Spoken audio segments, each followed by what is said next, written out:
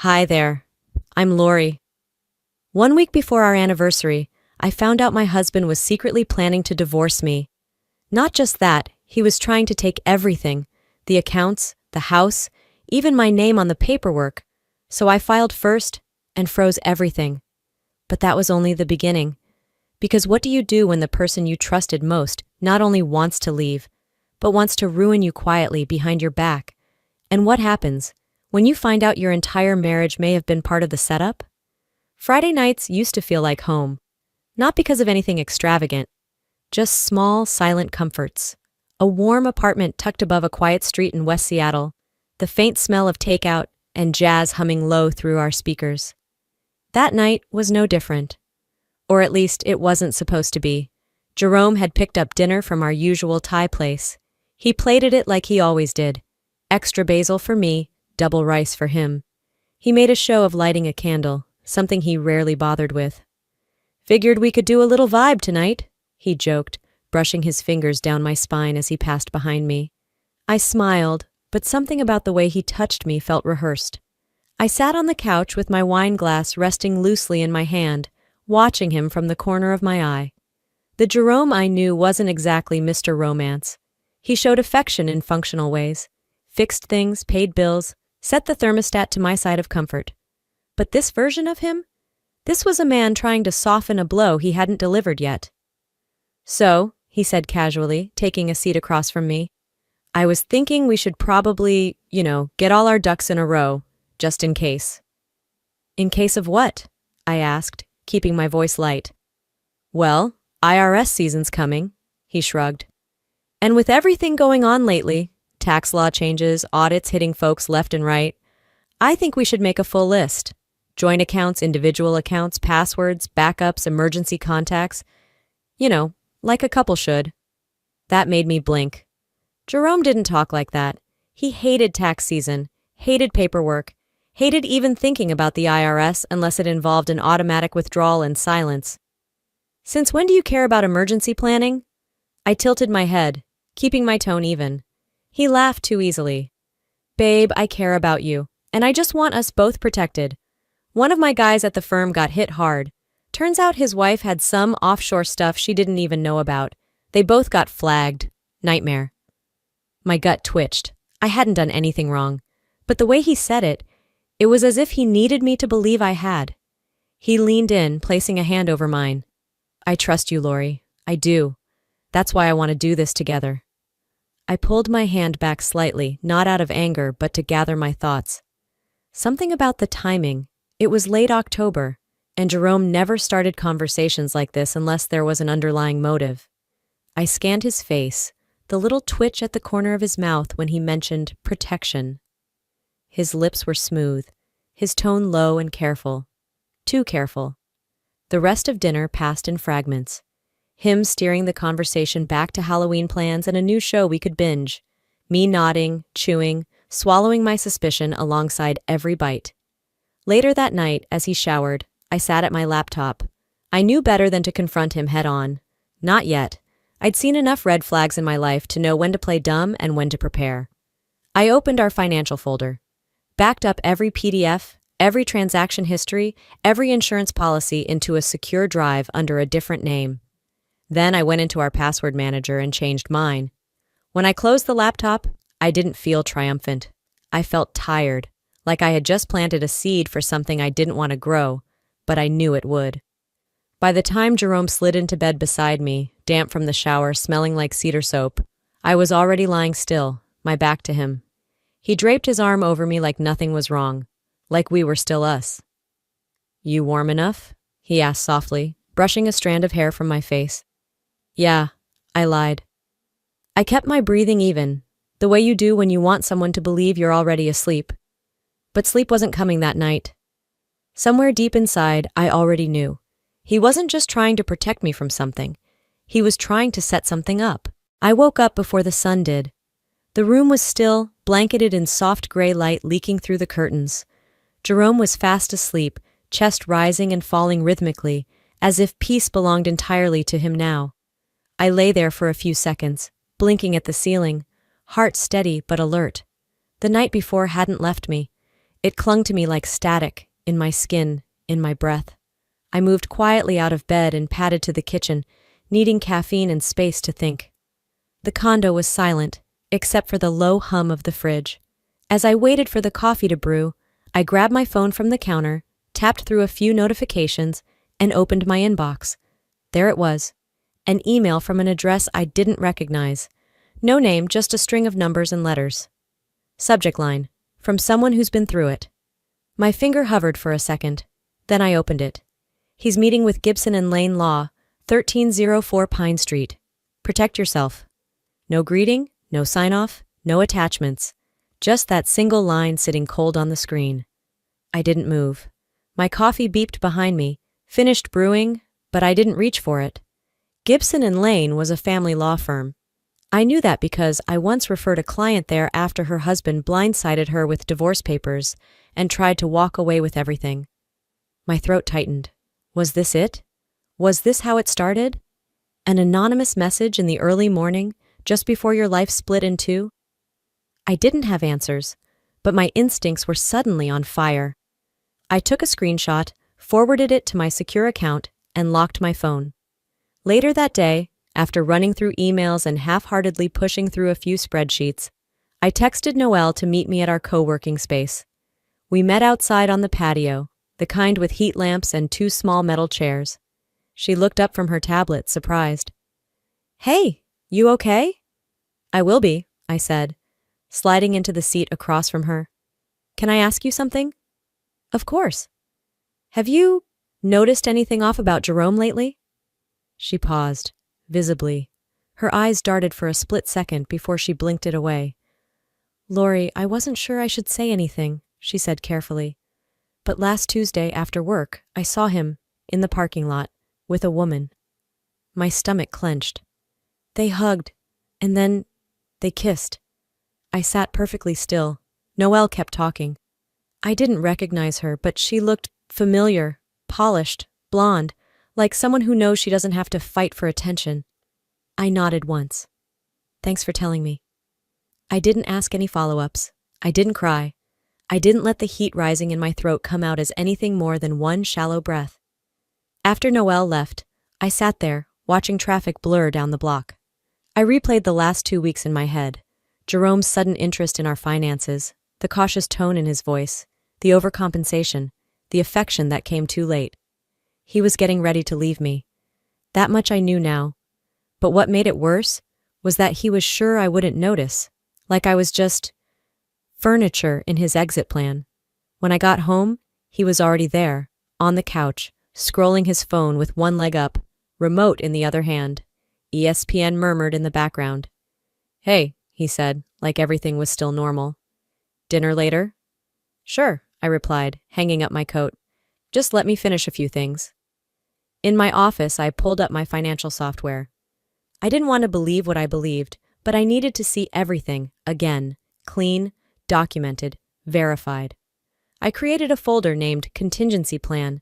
Inside, I started organizing files, account balances, property titles, income history, screenshotted transactions, labeled things in neutral tones, left no trace on the surface. That night, in bed, Jerome watched YouTube clips of some tech podcast. He laughed once or twice, glanced my way, and said, "You're quiet tonight." "I'm just tired," I answered. "Didn't sleep well." He reached over, rubbed my shoulder like he meant it, but I didn't turn to face him. I lay there, watching the shadows shift across our ceiling. He's planning to disappear, I thought, but I'm already 2 steps ahead. By Monday morning, whatever traces of denial I had left were gone. I got ready like I always did, hair pinned, blazer pressed, coffee half sipped, but my mind wasn't in autopilot anymore. It was in investigator mode. Jerome left early, said something about a quick stop by the hardware store on his way to the office. I didn't bother asking for details. After my morning meetings wrapped, I sat at my desk with a salad I had no intention of eating. Instead, I logged into our joint account, not the main one, but the secondary we used for house stuff and vacation planning. I'd already pulled this file last week, but I wanted to run through it again, slower, sharper. The deposits looked normal. It was the withdrawals that didn't. There in the activity log, October 12th, Pay me transfer, $250 to Rochelle G. October 19th. Pay me transfer, $480 to Rochelle G. October 26th. Pay me transfer, $620 to Rochelle G. The amounts weren't massive, not enough to scream theft, but they were consistent, growing, and they all pointed to the same pay me tag, Rochelle Glow. That name. I stared at it for a full minute. My brain looped through every Rochelle I could think of. None matched. But somewhere, the familiarity of it made my throat dry. He wasn't even trying to hide it. I pulled up a separate browser, searched for the handle. What came up was a half-done business page. Personal branding consultant, West Coast based, minimal contact info. One heavily filtered photo of a woman with platinum blonde curls and a smug smile. That was all I needed. The next morning, just before lunch, Noelle buzzed through the intercom. "There's someone here to see you. She says she has a pitch deck and was referred by your husband?" My stomach dropped. "Name?" Rochelle Grant." I didn't answer for a beat. Then, "Send her in." She walked in like she'd done it before. Slim cream blouse tucked into tan trousers, nails glossed, confidence on full blast. She smiled like we were about to talk partnerships, not betrayal. "Hi, Lori. It's so great to finally meet you. Jerome's mentioned your firm could be scaling soon. I wanted to stay ahead of it." She placed a leather-bound folder on my desk like a gift. I kept my expression neutral. "You're in branding?" She nodded. "Strategy, positioning, clean messaging for mid-sized teams. I've worked with real estate groups, financial advisors, even a few political campaigns." Of course she had. Her type always did. Vague resumes, inflated claims, and enough charm to pass a lie detector. I flipped through the portfolio, pretending to read. She talked a lot. I didn't absorb most of it. My eyes were locked on the logo at the top of each page. Glow Strategies, LLC. Fake company. Registered just 4 weeks ago. I knew because I'd already pulled her registration. I set the folder down. "Thanks for stopping by. We're not looking for outside help right now, but I appreciate your time." Her lips twitched. "Of course. If anything changes, you know how to find me." As she turned to leave, she scanned the office. My diplomas, the framed Forbes feature, the team photos. She smirked. Not wide, just enough to sting. "You've built something really solid here," she said. "Must be nice, knowing who's got your back." I didn't respond. I watched her go, then walked to the window and shut the blinds. Back at my desk, I closed my eyes for a beat. I let the fury settle somewhere quiet. Then I opened a new folder in my secure drive, Case File Contingency. Inside, I exported every bank record from the past 6 months, scanned Jerome's linked accounts, and tagged every Rochelle G transaction in red. I wasn't just mad anymore. I was methodical. Her portfolio sat at the edge of my desk, and something about the last page caught my attention. An email domain, Glow Strategies, biz. I typed it into a lookup tool. It was tied to a dummy LLC registered last month. No real business activity, no clients. Just a name and a P.O. box. Sloppy. So incredibly sloppy. "You're laundering love with my money, Jerome," I whispered. "And you think I won't fight back?" I filed everything, renamed the folder again, Phase 1 Rochelle. Rochelle walked out smiling, but she didn't realize she had just walked into a war room. By Thursday, the weather had shifted in Seattle. Gray clouds thickened above the sound, and the wind bit sharper against my coat as I left work. The city always felt a little more honest when it was damp. That kind of gloom didn't pretend to be anything it wasn't. Neither did I anymore. Dinner that night was roasted chicken, store-bought, and a half glass of Pinot Noir. Jerome came home humming like a man without a care in the world. He kissed the top of my head, complimented the scent in the kitchen, and sat across from me with his usual ease. Halfway through the meal, he reached into his work bag and pulled out a manila folder. "Oh, meant to give you this yesterday," he said. "Just some paperwork my accountant mentioned. End-of-year stuff. You don't have to deal with it tonight." I raised a brow. "You sure?" "Yeah," he shrugged. "Just toss it on your desk. I'll walk you through it later." Then he pivoted to something about a cabin weekend in Leavenworth. Fall colors, hot cider, getting away from emails for a while. I nodded, smiled, made a soft joke about us needing a break. But the moment he turned toward the dishwasher, I slipped the folder into my bag. That night, I didn't open it. I tucked it beside my laptop and instead reread Rochelle's LLC filings twice. The name had stopped stinging, but the stupidity of the plan? That was still fresh. It wasn't until Friday morning, between back-to-back Zooms, that I remembered the folder. I grabbed it without thinking, assuming I'd skim and trash it like most things Jerome forwarded without context. But when I opened it, the breath left my lungs. There it was, a property transfer agreement, page after page of legalese, boilerplate until it wasn't. In one signature block, my name appeared, twice, except I had never signed this. I flipped the page, dated 3 days ago, a clause moving joint assets, including the condo, into Jerome's name alone, under a so-called marital restructure for tax purposes. I stared at the pre-filled signature. It was clean, identical to my digital one. I recognized it because I'd used it 3 years ago when we refinanced the mortgage. The spacing, the slant, it was exact. My fingers went ice cold. This wasn't some tax prep oversight. This was a forged document. And worse, it had been slipped into a file labeled Q4 Budget Notes, part of the stack I reviewed weekly. He was counting on me scanning it quickly, signing it automatically. He was playing on my schedule, my routine. I double-checked the file's metadata. It had been modified on a different laptop. I checked the IP. His office. He didn't even bother masking it. "You absolute coward," I whispered. I sat back in my chair and exhaled slowly. In the reflection of my monitor, I didn't see fear. I saw fire. This wasn't sloppy, it was strategic. He was trying to shift our shared life onto paper he could control, one document at a time. And I was done playing catch-up. That night, I didn't say a word at dinner. Jerome talked about a new hire at his firm, a server crash, and how he might need me to help him prep a few things for an upcoming audit. I just nodded, refilled his water, and made a mental note of every sentence he tried to plant. Before bed, I left the same folder on the kitchen counter, untouched, unbent, and pristine. When he noticed it, he raised an eyebrow. "Did you get a chance to look?" I smiled. "We'll talk soon," he grinned. "Good. Figured we could just knock it out quickly." "Sure," I said, "soon." But my mind was already drafting emails. I would have my lawyer by Monday. I would not only reject the papers, I'd expose them. Inside, my fury wasn't hot anymore. It was glass-sharp, cold, and controlled. He thought he'd win this on paper. But paper can cut. I wasn't ready to confront him yet, but I was done pretending not to see what he was doing. Friday evening arrived like a deep exhale. The condo was quiet, humming with the usual comfort of routine, the faint scent of lemon from a recently cleaned kitchen, the low purr of the dishwasher, and the dim light bouncing off the hardwood floor. I poured myself a glass of Malbec and settled onto the couch, needing a moment that wasn't saturated with legalese and lies.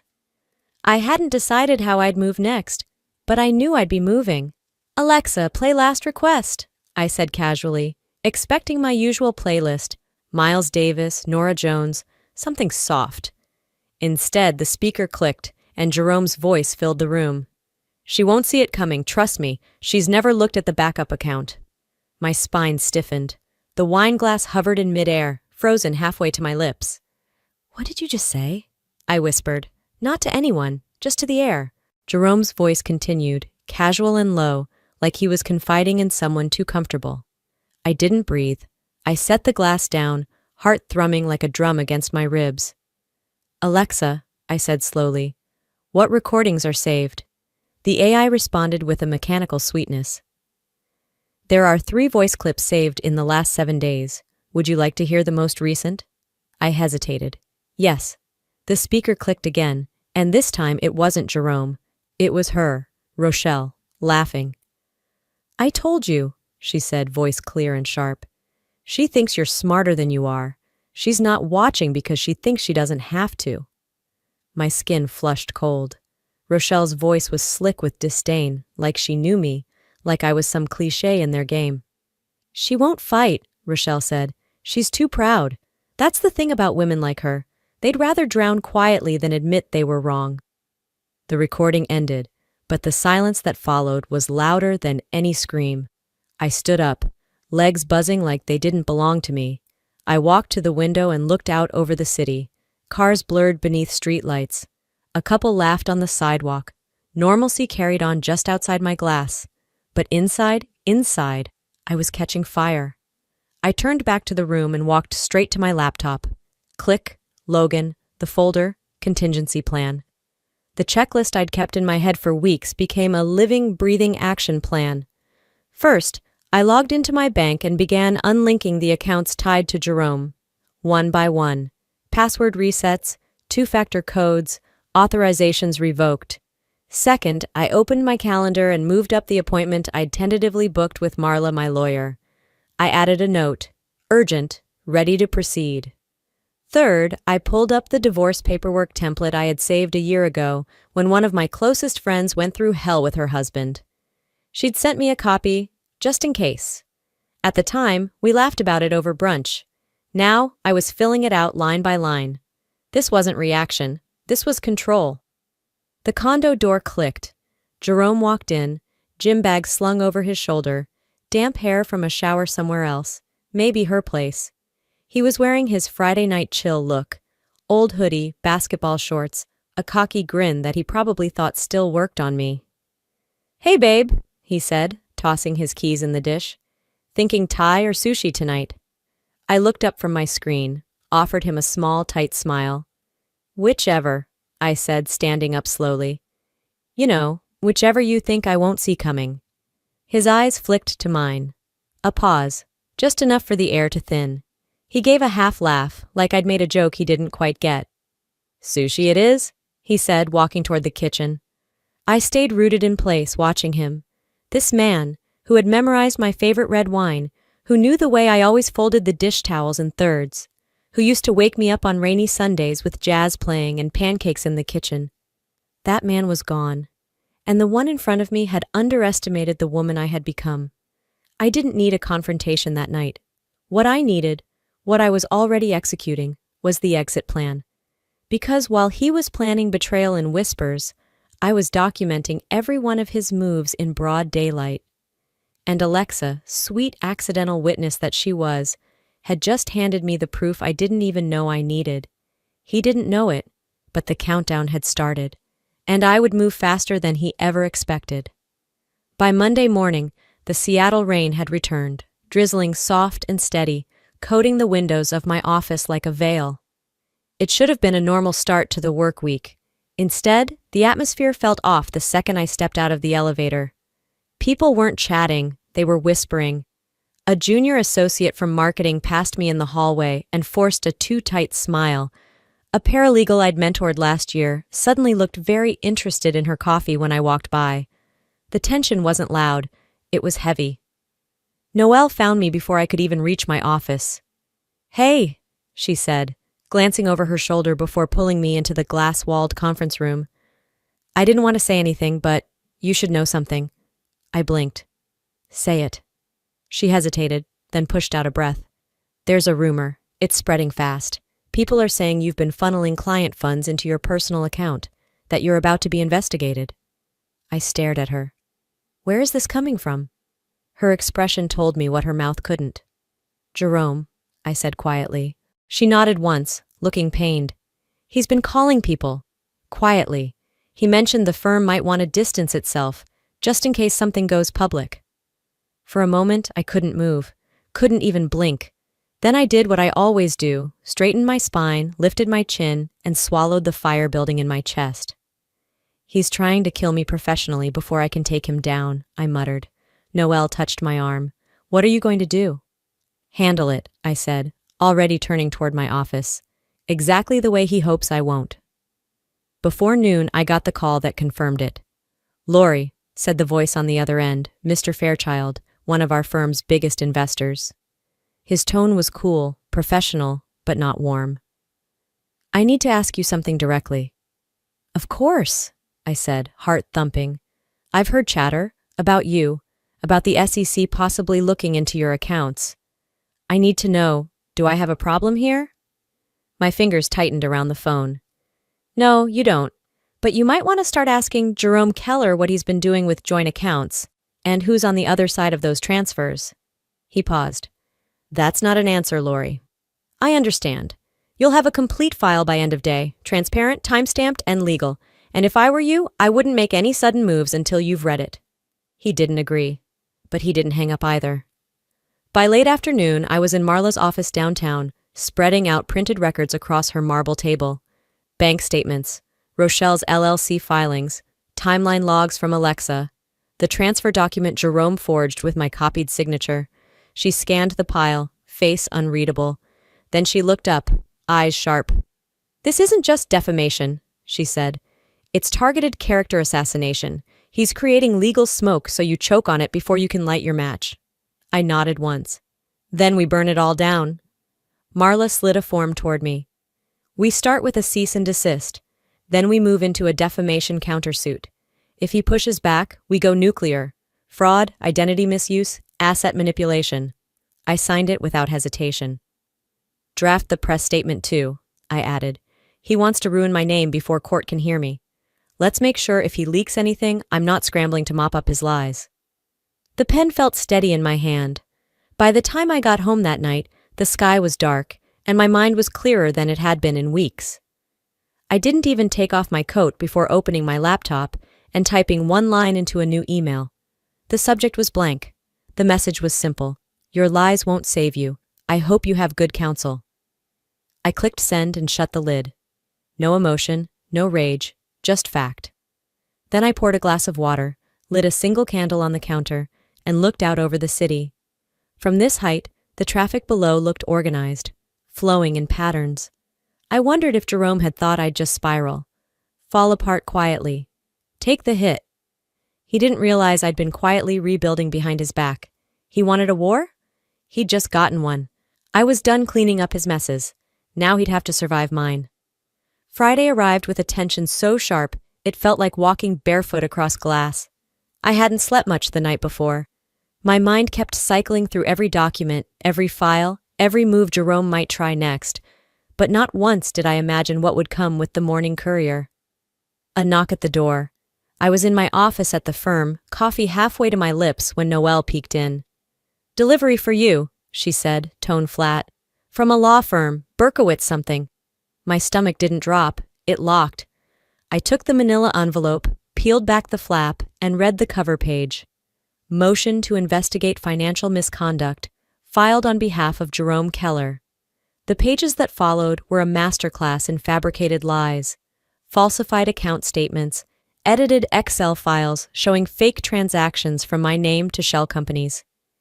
Even timestamps that had clearly been manipulated. I flipped through them fast, heart steady. I wasn't panicked. Not this time. I was insulted. He wasn't trying to win. He was trying to ruin me. By the time I sat across from Marla that afternoon, she'd already reviewed most of it. Her eyes were blazing. This is war, she said, and he's trying to torch your credibility before discovery even begins. I slid the entire packet toward her. Then let's fight like we mean it. We didn't waste time. Marla called in Taryn, a forensic analyst we'd worked with before. Smart, quiet, lethal with metadata. Give me 2 hours, Taryn said, flipping open her laptop. I'll find out how sloppy he really got. Back in my office, I texted Noelle. Reschedule everything after 3 p.m. I'll be in court. When I returned to Marla's conference room, Taryn had her answer, and the grin of someone who'd just caught a rookie mistake. He duplicated your signature from a 2020 refinance agreement, she said. Didn't even flatten the signature layer. It's digitally identical, same vector coordinates. Copy, paste, name changed. Sloppy. I stared at the screen. That refinance doc had sat quietly in a secure folder for years. The fact that he still had access meant he'd been preparing this for months. He thinks I'm just emotional, I said. He forgot who handled our audits. We've got enough, Marla said, snapping her briefcase shut. Let's bury him. By 4, we were standing in the chambers of Judge Elaine Weston at the Seattle courthouse. The room was cold, but the air buzzed with tension. Jerome sat across the aisle with his attorney, a man too tan for Seattle and too smooth for my taste. Jerome didn't look at me when I entered. He didn't have to. His posture said everything.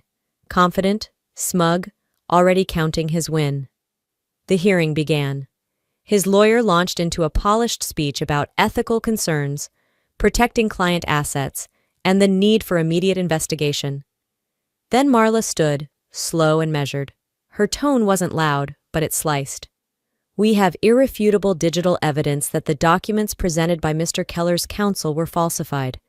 We have signature overlays, timestamp conflicts, and an expert witness ready to testify that these files were doctored with intent to defame. Judge Weston leaned forward. You're prepared to prove this now? Marla nodded. Taryn was sworn in within 5 minutes. Her testimony was crisp, technical, and devastating. By the end, the courtroom was silent except for the hum of the ceiling fan. The judge turned to Jerome's lawyer. Do you wish to explain this discrepancy? The TAN attorney stammered. Jerome's jaw tightened. This isn't just a false claim, the judge said, voice like granite. This is willful misrepresentation. I'm denying the motion, and I will be reviewing this for possible sanctions. Marla gave me the smallest nod. A silent signal. We had shifted the current. As we left the courtroom, Jerome finally looked at me, just a flicker of something in his eyes. Frustration? Fear? I couldn't tell. But it wasn't victory. I stopped near the exit, tilted my head just slightly, and said the words I'd waited years to earn. You should have learned by now. I don't lose. He didn't respond. He couldn't. And the worst part for him wasn't losing. It was realizing I was the one pulling strings now. Friday morning arrived like the last page of a chapter I'd long stopped reading. The clouds hung low over Seattle, brushing against the courthouse windows like they, too, were waiting for closure. Inside, the atmosphere was quieter than before. No reporters, no camera flashes, just the hum of tension in the air. I wore a gray dress. Neutral, unremarkable, not there to impress, just to end it. Jerome sat at the other end of the courtroom, shoulders hunched, jaw tight. The man who used to breeze into rooms like he owned the air now looked like he couldn't find oxygen. Judge Weston called us to order. Her voice was steady, detached. In the matter of Keller versus Keller, she began, flipping through her notes. This court has reviewed the documentation and expert testimony presented earlier this week. The court finds sufficient evidence of willful misrepresentation, attempted fraud, and defamation against Miss Keller's professional and personal standing.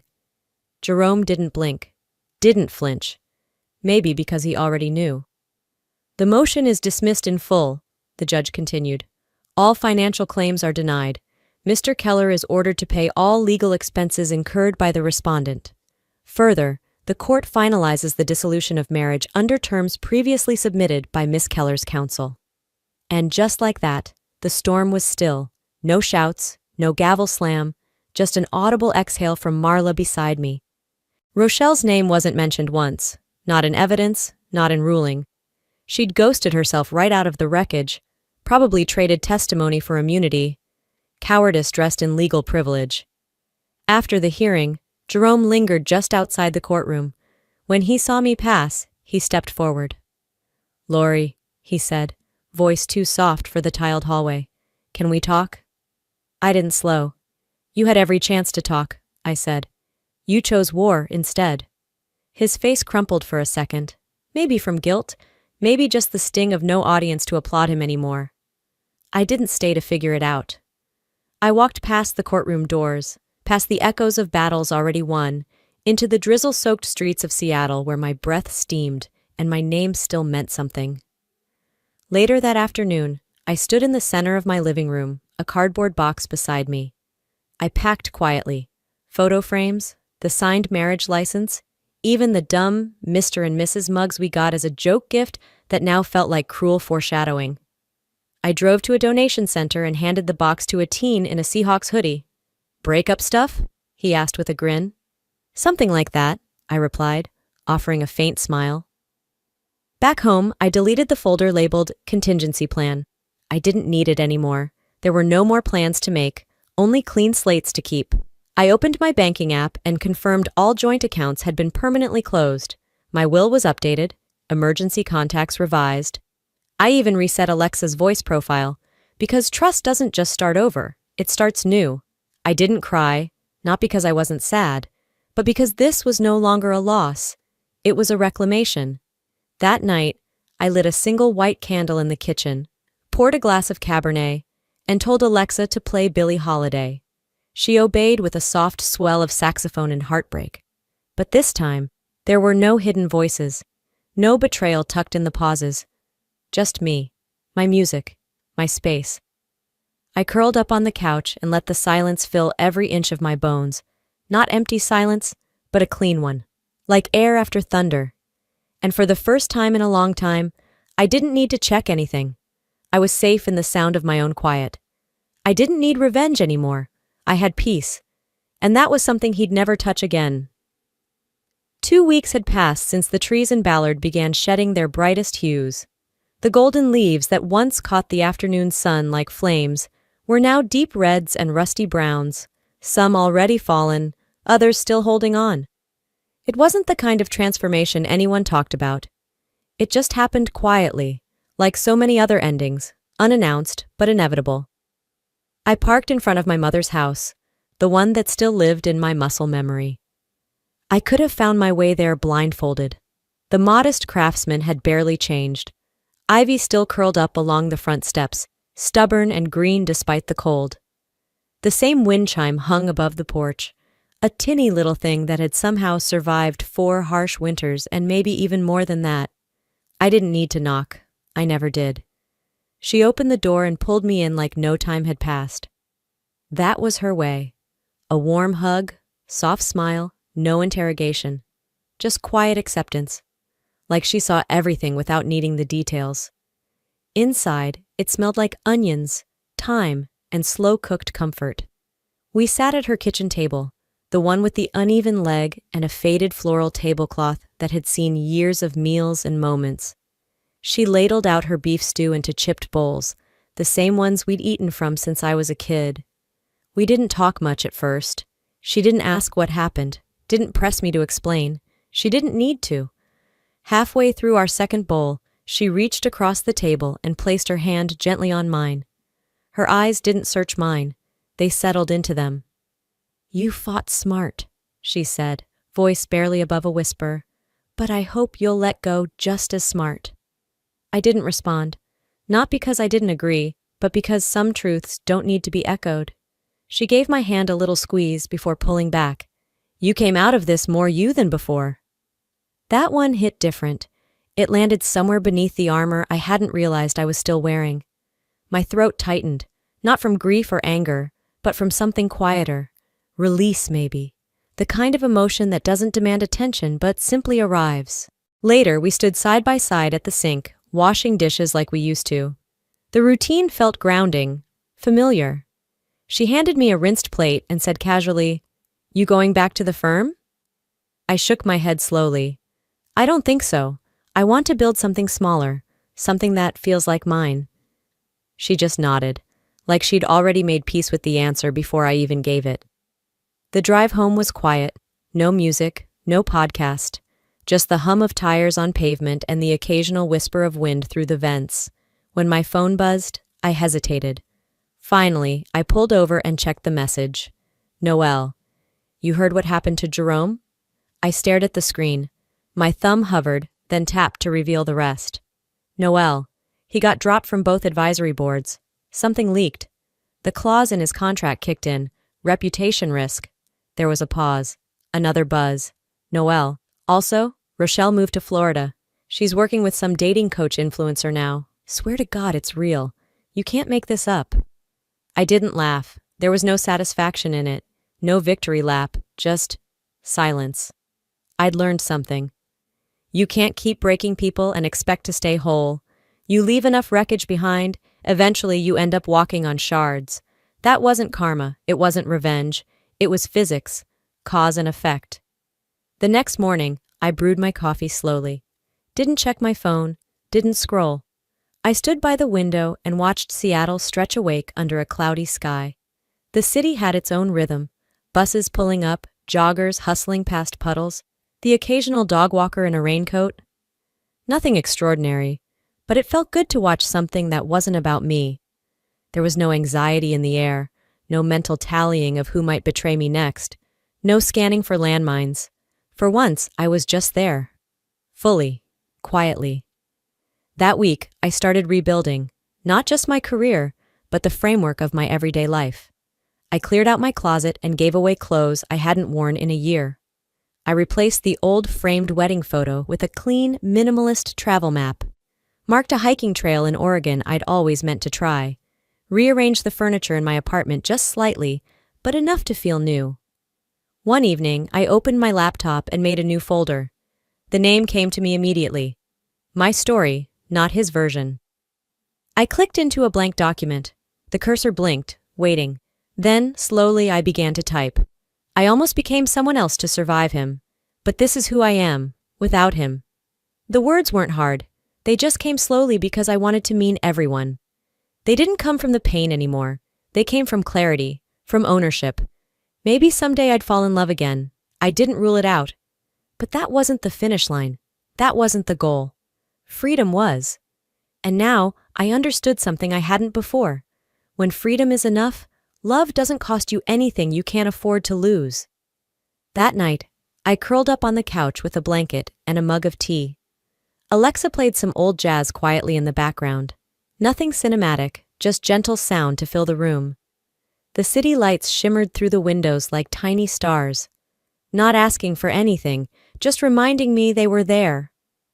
My phone buzzed once, then silence. I didn't reach for it. Instead, I let the quiet settle around me. And I thought about forgiveness. Not the glossy, overused version. Not the kind that lets bad people off the hook. The real kind. The kind that sets you free. Forgiveness, I realized, wasn't about them. It was about me. It was about loosening the grip on old survival instincts. Letting go of the leash I'd tied around my own neck. I smiled. Not because I had everything figured out. Not because I was healed. But because I hadn't shattered. I'd bent. I'd splintered in places. But I was still here. And that counted for something. Maybe even everything. And I knew now. I didn't just survive him. I survived the parts of myself that thought I needed him. That's how I know I'm free. Before you go, if there's one thing I've learned through all of this, it's that silence is never the same as peace. For a long time, I stayed quiet to keep the peace, to avoid conflict, to preserve what I thought was love. But silence can become a cage. And when someone you trust begins to build that cage around you with lies, charm, and manipulation, it's not love, it's control. If you're watching this, and you're in a place where something feels off, trust that voice in your gut. That whisper, that discomfort, it's wisdom. You don't need permission to protect yourself. You don't have to break to rebuild. You can move early, you can move smart, and you can move with dignity. I didn't win because I screamed louder. I won because I stopped trying to fix what was never mine to fix, and started fighting for me. What about you? Have you ever stayed in something too long just because it felt safer than starting over? What would you tell your past self if you could go back 5 years? Let me know in the comments. I read every single one. If this story hit home for you, drop a, or tell me where you're watching from. And hey, if you didn't like it, I still want to know why. What would have made it better? Let's talk. Let's grow. Let's heal. Together. And if you want to hear more real stories like this, of strength, survival, and starting again, make sure you subscribe to the channel so you don't miss what's next. Thanks for listening.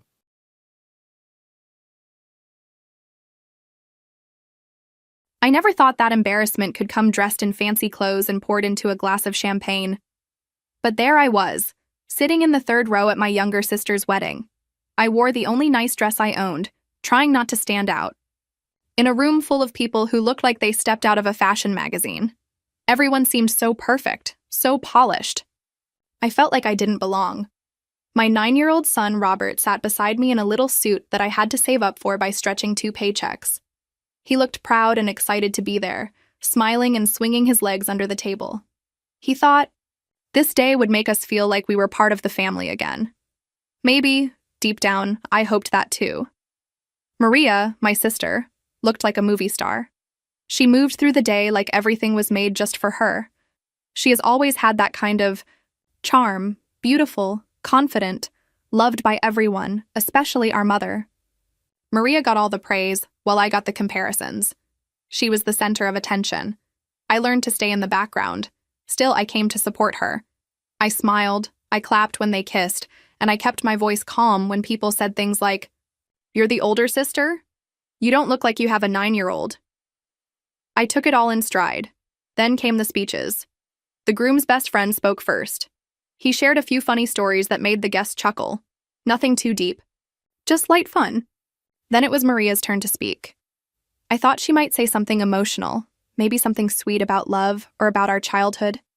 I even picked up my glass ready to toast her. For a moment, I believed she might say something kind about me. She lifted her glass, smiling brightly. "Thank you all so much for being here," she said. "It means everything to us."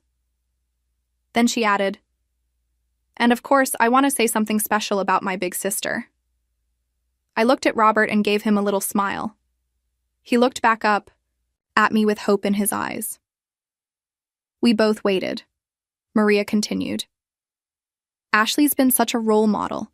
She's a single mom. She's strong, independent, and clearly unwanted by anyone else." The room burst into laughter. My heart dropped. At first, I thought I heard her wrong.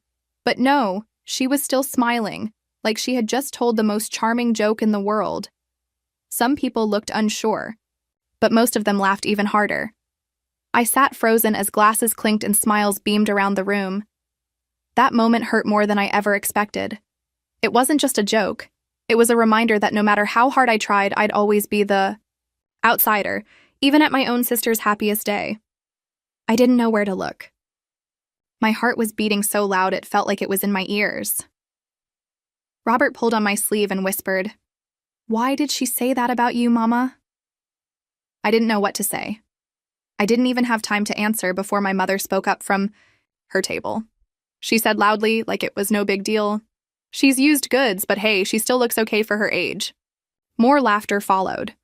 This time it was louder, sharper, the kind of laughter that feels like it cuts into your skin, the kind that tells you everyone in the room now sees you differently. Not as a guest, not as part of the family, just someone to laugh at, someone to feel sorry for, someone to be embarrassed about. I sat there, frozen. I couldn't breathe. My face felt hot, but I wouldn't let myself cry. Not in front of Robert, not in front of them. I clenched my napkin under the table, squeezing it like it could hold me up. I looked around the room, hoping to find someone, anyone, who might look at me with kindness. My grandfather stared at his plate. My cousin smiled down at her phone. Even my uncle, the one who used to say I reminded him of my father, didn't lift his head. Robert looked confused. His little eyebrows were pulled together, and I could see he didn't understand. He was hurt. That's what broke my heart. Not the words, not the laughter, not the shame. It was seeing my son try to make sense of why his mother, the woman, who bandaged his knees and stayed up helping him with homework, was being laughed at by her own family. I wanted to leave. I wanted to take Robert's hand, walk out the door, and never come back. But something stopped me. I wanted to speak. I wanted to tell them they didn't know what I had been through, what I had survived. I wanted to tell them they were wrong about me. But my mouth was dry. My legs were shaking under the table. I couldn't move. Then, before I could do anything, I heard the sound of a chair being pushed back. I looked up. John, the groom, Maria's perfect, polite fiancé, stood up. He didn't look happy. He didn't look at Maria. He didn't look at the guests. He looked straight at me. And in that moment, something about the way he looked at me made the whole room go quiet. I could feel something was about to happen. Not someone saving me, not a big argument, but something real. Something that had been building for a long time. People often think being the older sister means you lead the way, that you're someone others look up to. But in my family, I wasn't seen as a leader. I was more like a warning of what not to become. My name is Betty. I'm 36 years old. I'm a single mom, and I've always been the outsider in my family, the one who doesn't fit in. I live in a small one-bedroom apartment at the edge of town with my son Robert. He's 9 years old, the best thing that ever happened to me, and the only reason I walk into family gatherings that usually make me feel small. I work 2 jobs. In the mornings, I'm at a local cafe. At night, I work the front desk at a small hotel. My life isn't fancy, but it's mine. On Sundays, I make Robert pancakes. I know how to fix holes in his jeans with a sewing kit, and he calls me his superhero. That's enough to keep me going, even on the hardest days. But being a single mom in my family made me feel like I had failed. My mother, Mary, made sure I felt that way at every holiday and every dinner. She cares a lot about how things look to others. She says Maria's wedding is a chance to fix the family's image. Maria is 6 years younger than me. She's pretty, successful, and always seemed to get everything without asking. But somehow she always made it look like she earned it. She's the favorite. Mary loves her deeply. If Maria sneezed, our mom would hand her a silk handkerchief. If I got sick, she told me to take some vitamins and stop whining. When I got pregnant with Robert, everything changed. I was 27 and in love. The man I was with said he would stay by my side. But by the 6th month, he disappeared. No call, no message, just gone. My family didn't ask questions. They didn't offer help. They gave me silence, judgment, and I told you so. But I had Robert, and the moment I held him in my arms, all those hurtful things they said didn't matter. Anymore, still.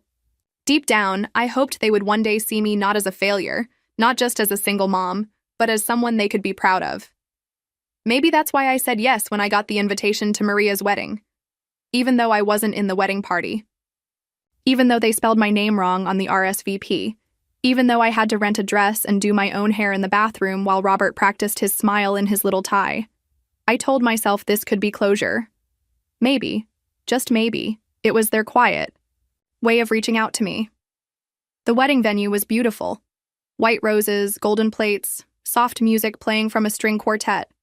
Maria looked like she came out of a magazine. All smiles and sparkle, soaking in every compliment and photo. But when she walked past me, her smile faded just for a second. "You made it," she said. She said it like she didn't expect me to. "Come." She looked down at Robert and said, "He's getting big." No hug, no warmth, just small talk. Then she turned back to the spotlight. My mother, Mary, didn't even look at me. She walked right past like I was one of the staff handing out drinks. But Robert was glowing. He looked up at the chandelier and said it looked like a spaceship. He whispered that Maria looked like a princess. Seeing how happy he was just being there made me decide to stay for the reception, even though I could already feel that old pain in my chest, the one that comes from not fitting in. We found our table, table 15, near the back, close to the bathrooms. I gave a quiet laugh to myself. Of course, they'd put us there. We ate our salads. Robert spilled a bit of chocolate mousse on his tie, and I helped him clean it. I avoided eye contact with my mom and tried not to hear my name whispered behind clinking glasses. Then the speeches started. That's when I realized this night wasn't about family love or making peace. It was another show. Another spotlight. Moment for Maria. And I was about to become the joke. The speeches began the usual way. Sweet, a little too practiced. Maria stood up tall, holding a glass of champagne in her hand. Her dress sparkled under the lights, and the room went quiet. As everyone waited for her to speak, she smiled and paused, letting the silence stretch. "I want to thank all of you for being here," she said. "This is the happiest day of my life, and I'm surrounded by the people who matter most to me." I sat at the back table, telling myself maybe she meant me too. Robert was on the edge of his seat, kicking his legs, completely caught up in the magic of the moment. Maria kept talking about her new husband, John, about love and fate. I started to relax. Maybe, just maybe, she wouldn't say anything hurtful. But then she paused and changed her tone. "And of course," she said with a sly smile, "I want to give a shout out to my big sister." The room turned. I felt the spotlight shift. I sat up straighter and gave a polite smile. "She's always been such a strong example," Maria said, sounding sweet but sharp. She's the bravest woman I know. She raised a child on her own. No husband, no partner, just her and, well, whoever was nice enough to babysit. People chuckled. My stomach turned, but seriously, she added, her voice light. It's amazing how she's managed, being a single mom, unwanted by anyone, and still showing up. Then came the real laughter. Loud, honest, cruel. I felt like all the air had been knocked out of me. My face got hot, and my hands froze, still holding the napkin in my lap. I looked over at Robert. He was frowning, confused, looking around the room like he was trying to figure out why everyone was laughing at his mom. Then came the worst part. My mother, Mary, laughed louder than anyone else. She leaned toward the people at her table and said, just loud enough for others to hear, "She's a used product, but she still cleans up nicely." More laughter followed. This time it was meaner. No one even tried to hide how cruel it was. My eyes blurred. It felt like I had been slapped, but no one had touched me. Instead, they just sat around laughing like it was normal, like it was okay, to make fun of a woman who had worked day and night for almost 11 years to raise her son with love and care. Like being alone made me worth less. I looked down at Robert. His smile was gone. He leaned into me and whispered, "Why did she say that? What does she mean?" I wanted to explain, to protect him from the pain. But I couldn't find the words. I couldn't shield him from the truth. This is how our family sees me. My heart was racing. I looked around the room, hoping someone would stand up and say it was enough. Hoping someone would stop the laughter. But no one did. A few people looked uncomfortable, but they stayed quiet. They looked down at their glasses, their plates, their phones. Even Grandpa William, the man who used to call me his little lion when I was a child, didn't look at me. He was there, but in that moment, I felt like I had no one. I was alone again. The truth is, I could have taken it if it was just about me. I've dealt with this kind of treatment for years. I could have smiled, held Robert's hand, and walked out with my head high. But this time it was different. I saw the confusion in my son's eyes. I saw him trying to understand why the same people who had been clapping and cheering were now laughing at his mother. That broke something in me. Stood up. Not because I had something to say, not because I wanted attention. I just needed to get out of that room. I needed air. I needed to breathe without choking on the shame they were throwing at me. I pushed my chair back. My hands were shaking. Then I heard another chair scrape across the floor. John, the groom, was standing up. His face looked pale, and his jaw was tight. Without asking, he took the microphone from Maria. The room went quiet.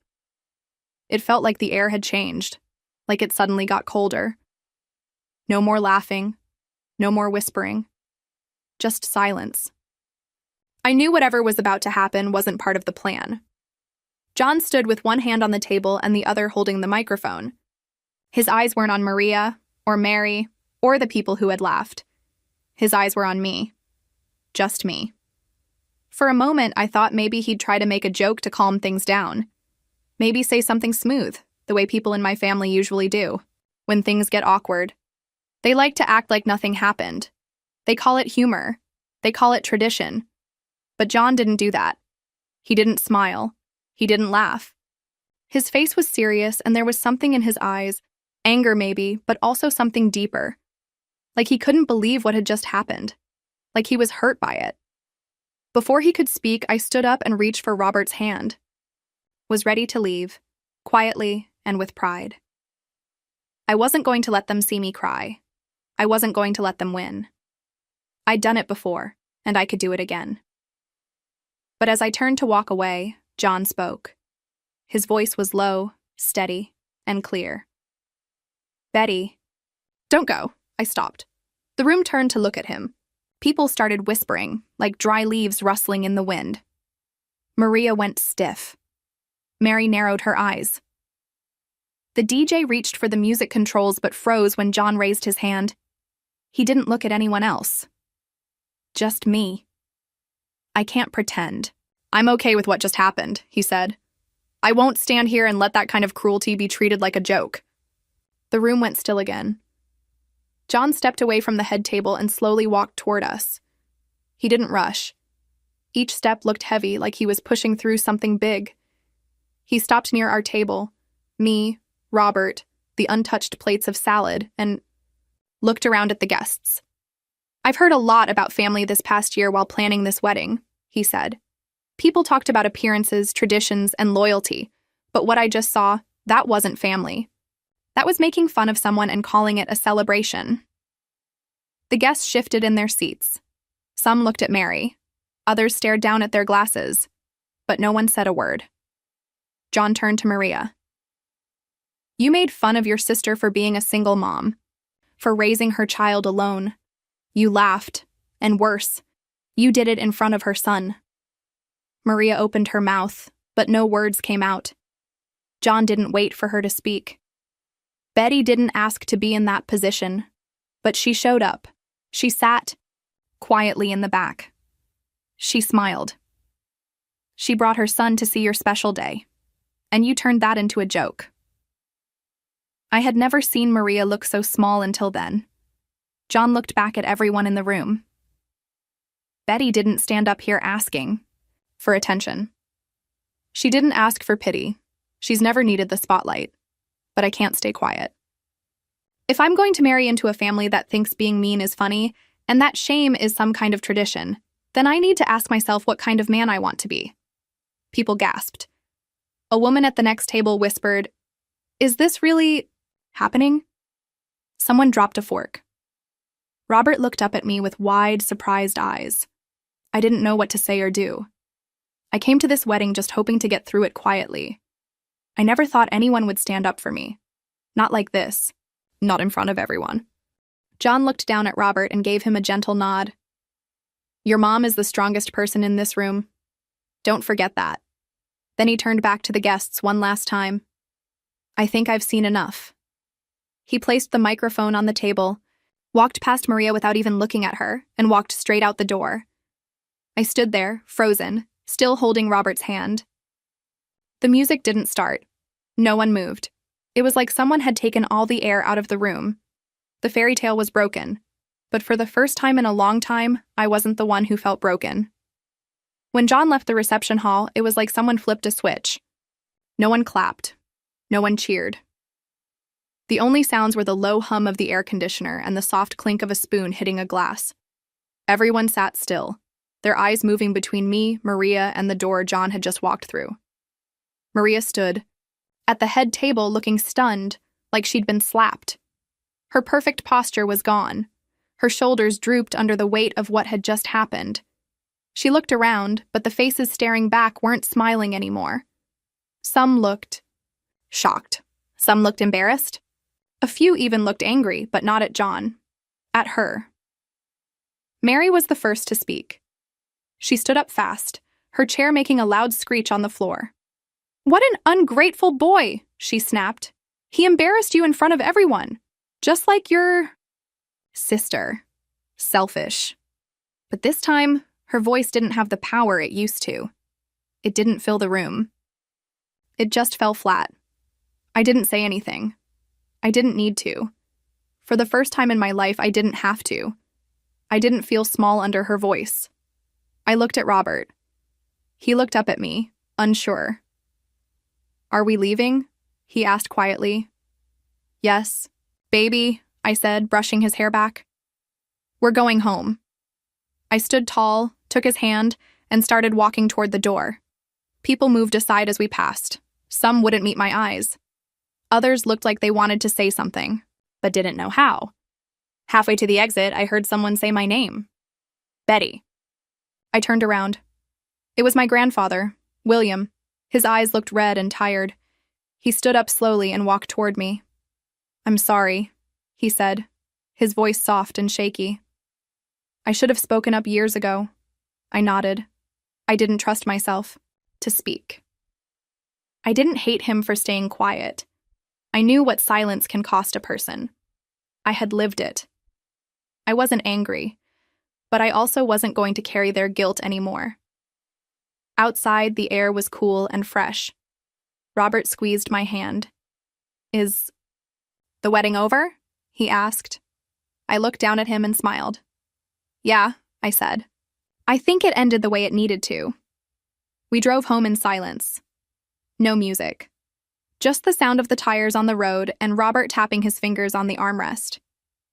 That night, I tucked him into bed, kissed his forehead, and stood at his door, a little longer than usual. He didn't ask any more questions.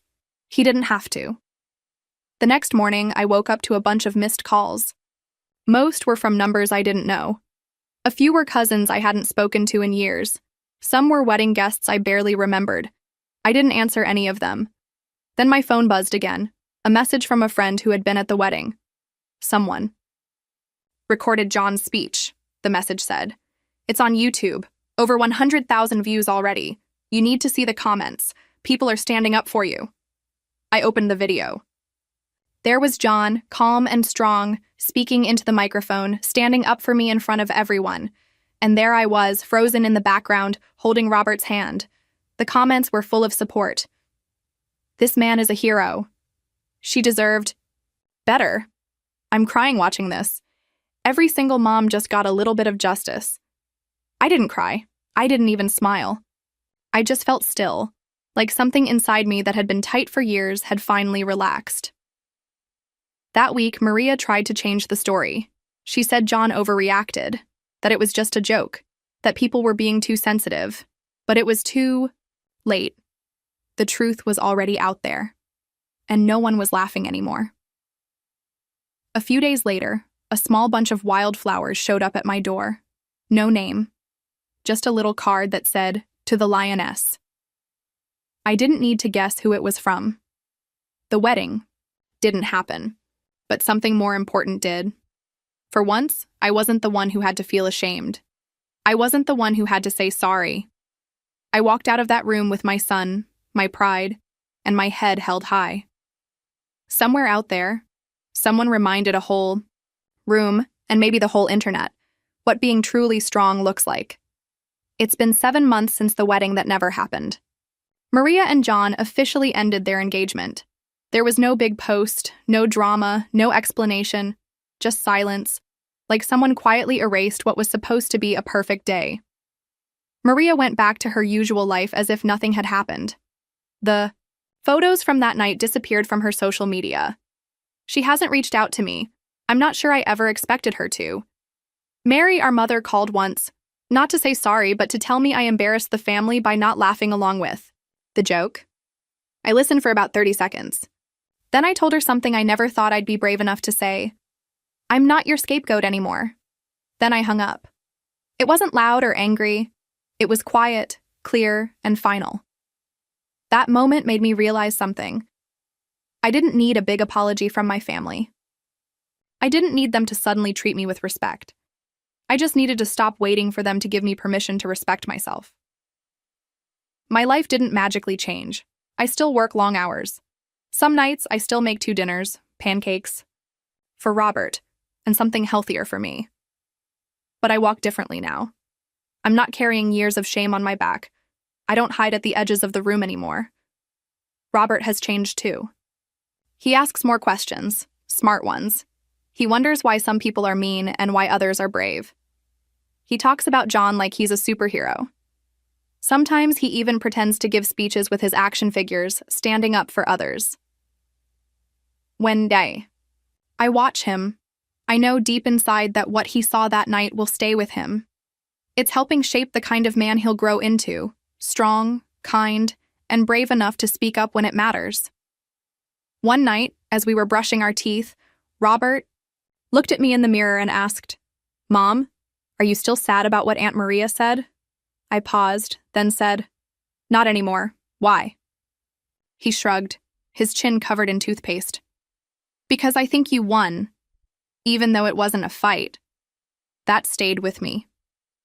Because he was right. I didn't yell. I didn't insult anyone. I didn't demand justice or cry in front of a crowd. I didn't need to, and somehow that made it feel like a real win. I simply stood up, held my son's hand, and walked away. And then someone I didn't expect decided that staying silent wasn't good enough anymore. John didn't just speak up for me. He showed everyone in that room what real love looks like. Not the kind that wears a fancy suit or walks down the aisle. Real love is the kind that sees someone being hurt and says, "No, not today." If I've learned anything from all of this, it's this. Being alone doesn't mean you're not wanted. Being kind doesn't mean you're weak. And once you find your dignity again, no one can take it away from you. So no, I didn't dance at my sister's wedding. I didn't raise a glass or throw a bouquet. I didn't cry under pretty lights. But I did leave with something much more important than their approval. I left with my head held high, my son by my side, and a deep, quiet confidence that I don't have to explain myself to anyone ever again. That was the ending no one expected. And exactly the one I deserved. If this story touched you, if you've ever been made to feel small, ignored, or silenced in a room where people should have stood with you, please remember this. Your voice matters. Your worth matters. You are not alone. If you found strength in this story, take a moment to like this video, share it with someone who needs it, and leave a comment below. I'd love to know, have you ever had a moment when someone finally stood up for you? Or a time when you had to stand up for yourself? And if you want to hear more real stories, ones that speak the truth, challenge what's expected, and remind us what it means to be human, subscribe to the channel and hit the notification bell so you don't miss what's coming next. Thank you for being here.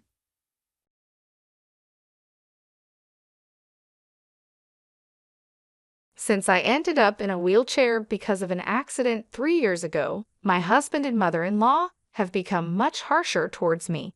One night, my husband suddenly said, "Sorry, but could you please leave this house for a second?" I couldn't understand what he meant. What? What do you mean? The divorce? Do you mean you want a divorce? Yeah, that's it. I've been thinking about it for a long time now. You can't earn any money. I don't need you. His words hit me hard. I understand.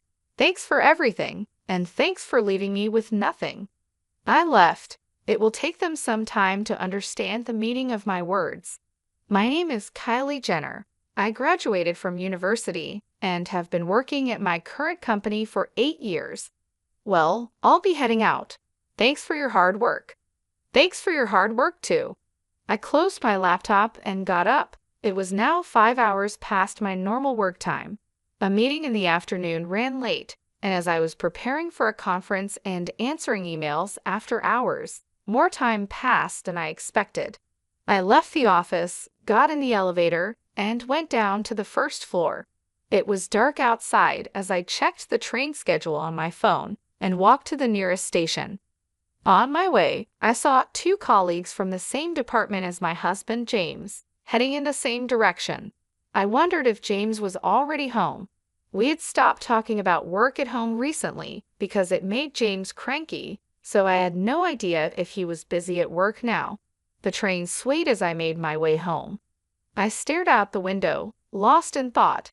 When I was dating James, we used to finish work at the same time so we could go home together. But for the past year or two, our schedules have been completely different. I noticed a young couple standing by the door, probably college students, talking happily about a movie they saw recently. Their happy scene reminded me of my past. I closed my eyes tightly to hold back my emotions. "I'm home," I called out after opening the front door. While taking off my shoes, I saw that everyone else was already home. I heard slippers approaching from the living room. "Welcome home, Kylie.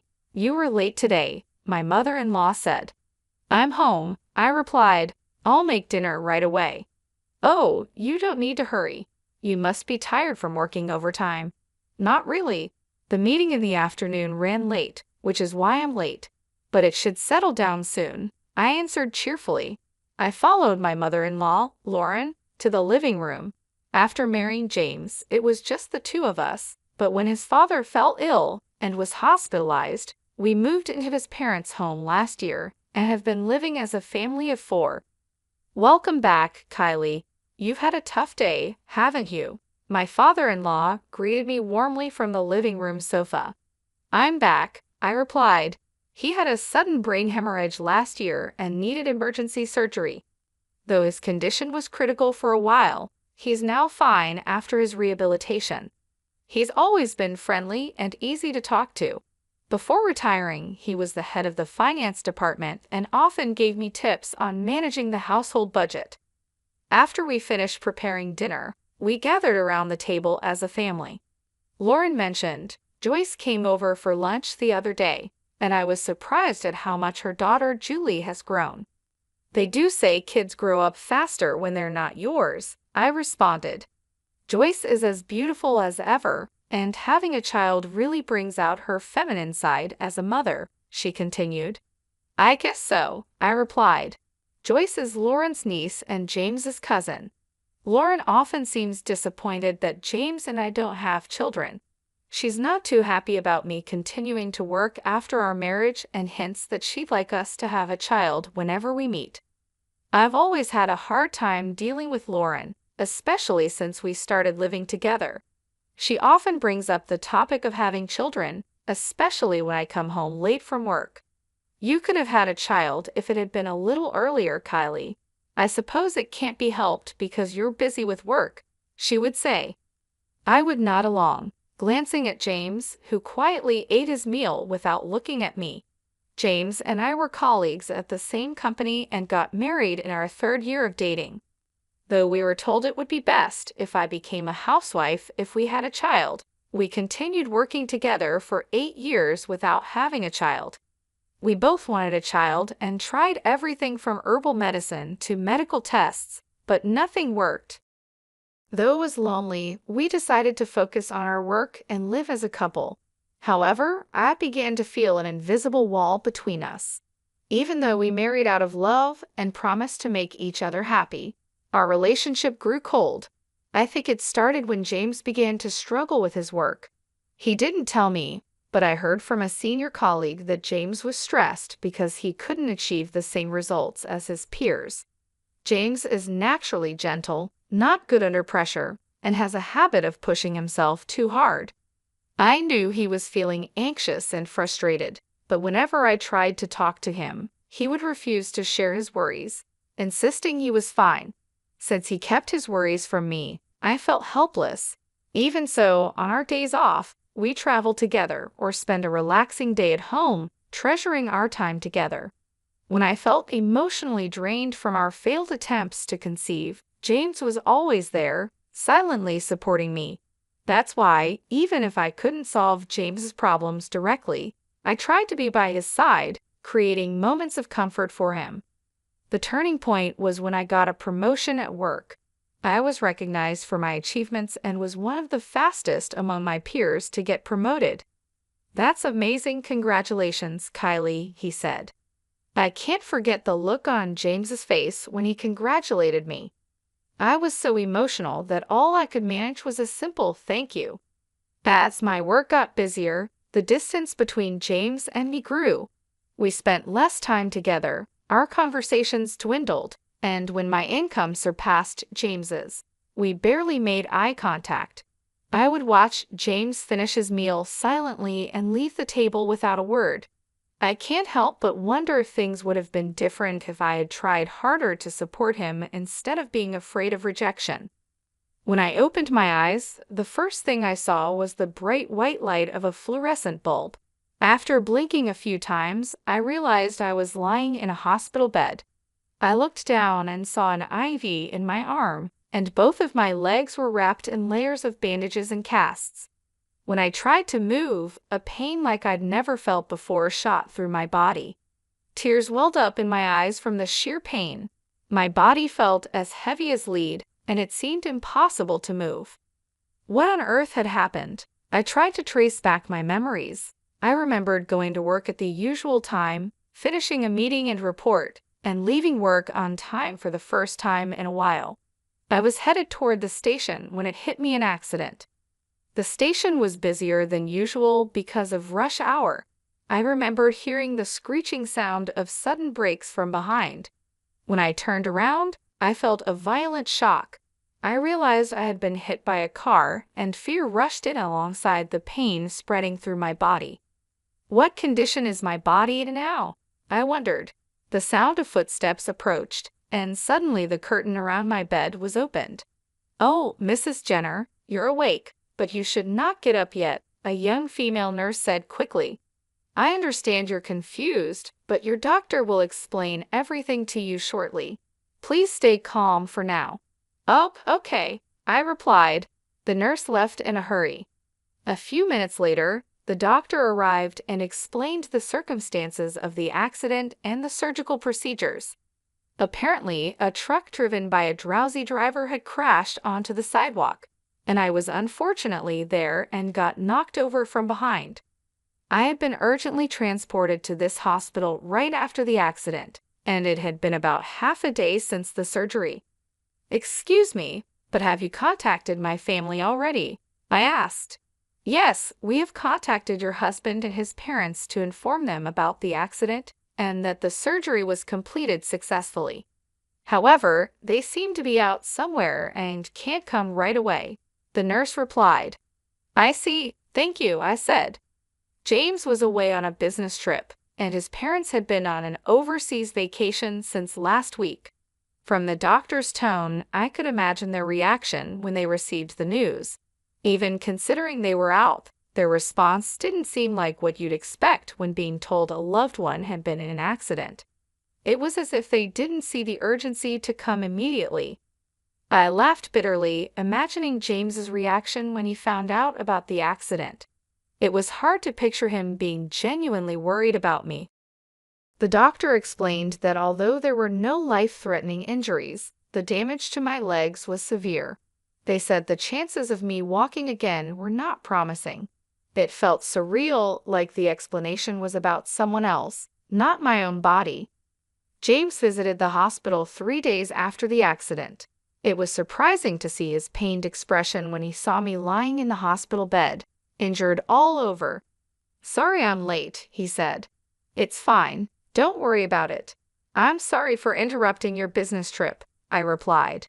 It had been a while since we last talked, and the atmosphere was awkward. Our conversation stalled, and James excused himself to talk to the doctor, leaving the room. I couldn't call out to him and just watched him leave. It has been 3.5 years since the accident. The injuries left me with disabilities in my legs, and I've been forced to live in a wheelchair. The accident happened when I was leaving work, so I stayed with the company for a while, but it became difficult to work as I used to, and I resigned about 7 months ago. Since resigning, I've been spending my time at home, but a few things have been bothering me. One is that Lauren's attitude towards me has become noticeably harsher than before. "Kylie, do you have a moment?" Lauren asked. "Yes, of course," I replied. "I'm about to head out, but could you fold the laundry for me? It's just folding, so you can do it even if you can't move your legs, right?" Lauren's voice had that familiar edge of sarcasm. "Yes, I'll get it done. Please be careful on your way," I replied, forcing a smile. "Well then, please get it done," she said before leaving. Since I started spending my days at home, Lauren's snide comments have increased. She seems unhappy with me being home all day and not working. Every time she asks me to do something, it comes with a side of sarcasm. I sighed as I folded the laundry, thinking about James's job. According to a former colleague, James is struggling more than ever at work. He's being outperformed by juniors and subordinates, and it seems he's treated like an annoyance by his colleagues. He used to keep to himself after coming home, but lately he's been taking out his frustrations on me more often. Must be nice, Kylie. You don't have to worry about workplace relationships anymore, and you can eat without having to work. Mom said you've been lazing around all day doing nothing. I wish I could have that lifestyle just once, he would say. The kind James I once knew was gone, replaced by someone who constantly threw sarcastic remarks at me.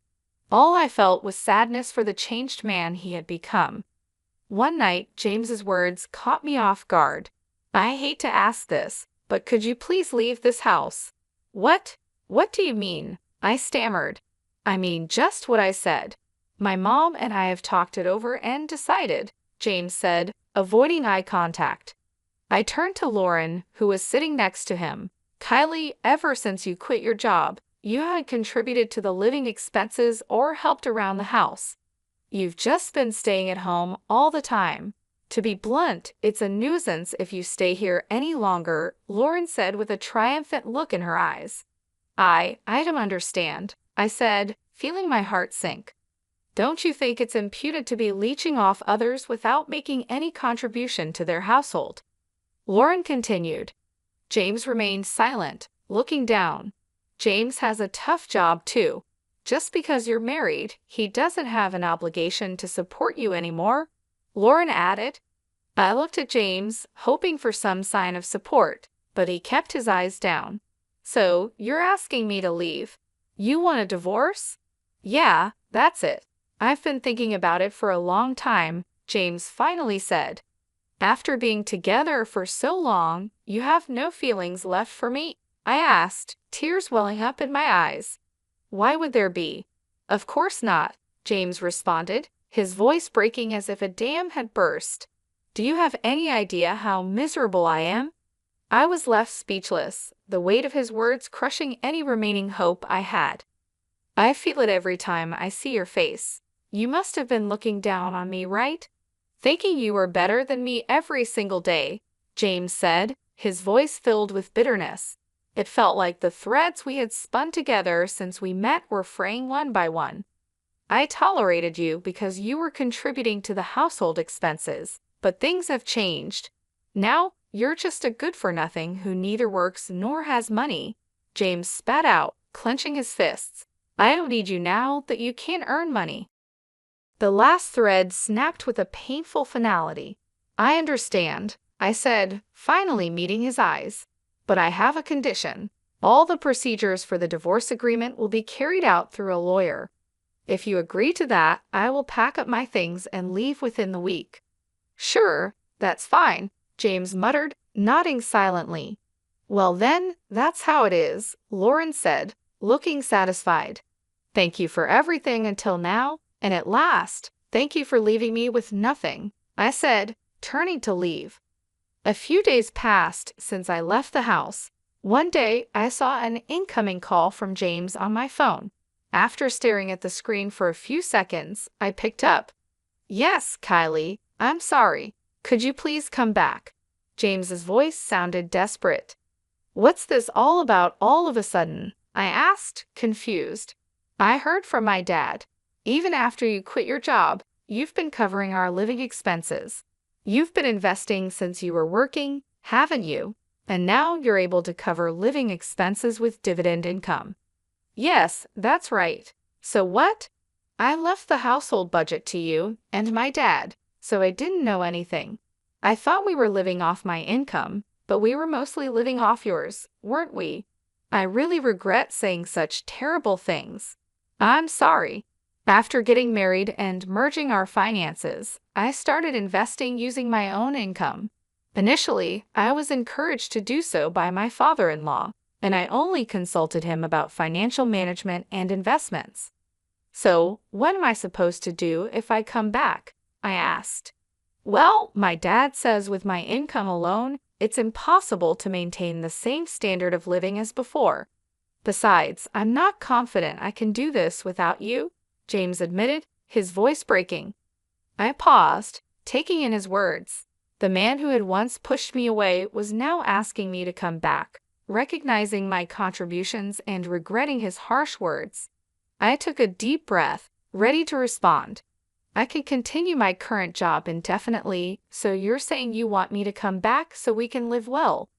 You've really got some nerve, I said, hearing James catching his breath over the phone. The reason I never said anything before is because, even though my feelings have changed, I believed that somewhere you still cared about me. But you're not the James I once loved anymore. That's not true. I still love you, Kylie, James insisted. There's no need for you to say anything more. All my feelings for you vanished the last time we talked. Sorry, but whatever happens to you guys from here on out, I just don't care. Thank you for leaving me with no trust, no memories, nothing at all, I replied coldly. Wait, Kylie, please forgive me, James pleaded. I'll handle all the divorce arrangements and proceedings through my lawyer. Don't ever contact me again, I said, hanging up the phone and blocking any further communication. The divorce process went quickly, and I completely severed ties with James. The only person I still communicate with is my father-in-law. Have you had any trouble living alone since you split up with James? He asked.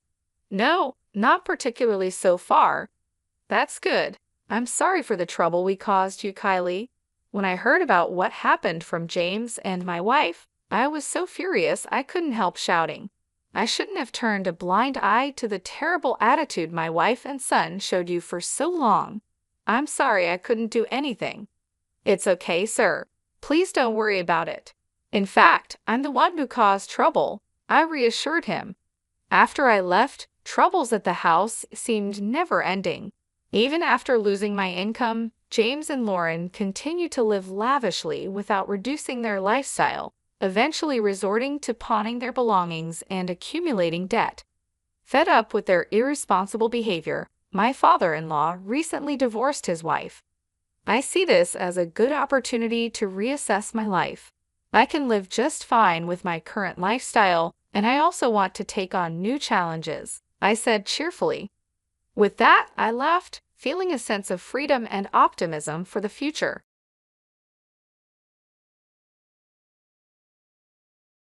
She looked straight at me. Not at the baby, not at her own son. Just at me. And then she said it. That baby can't be our blood.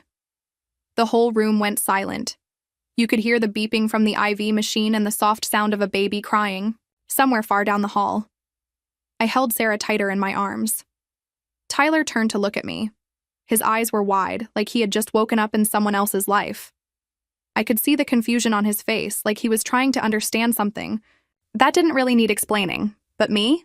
I didn't look shocked. I didn't cry. I just smiled. Not the kind of smile that says, I'm fine. No. It was the kind of smile that says, I know exactly what you're doing, and I'm not falling for it this time. Because what she didn't know, what no one in that room knew, was that I had already done the hard part. I had already looked for the truth, and what I found wasn't what she expected. Then the door opened. Emily came in, the doctor beside her. He was holding a manila folder.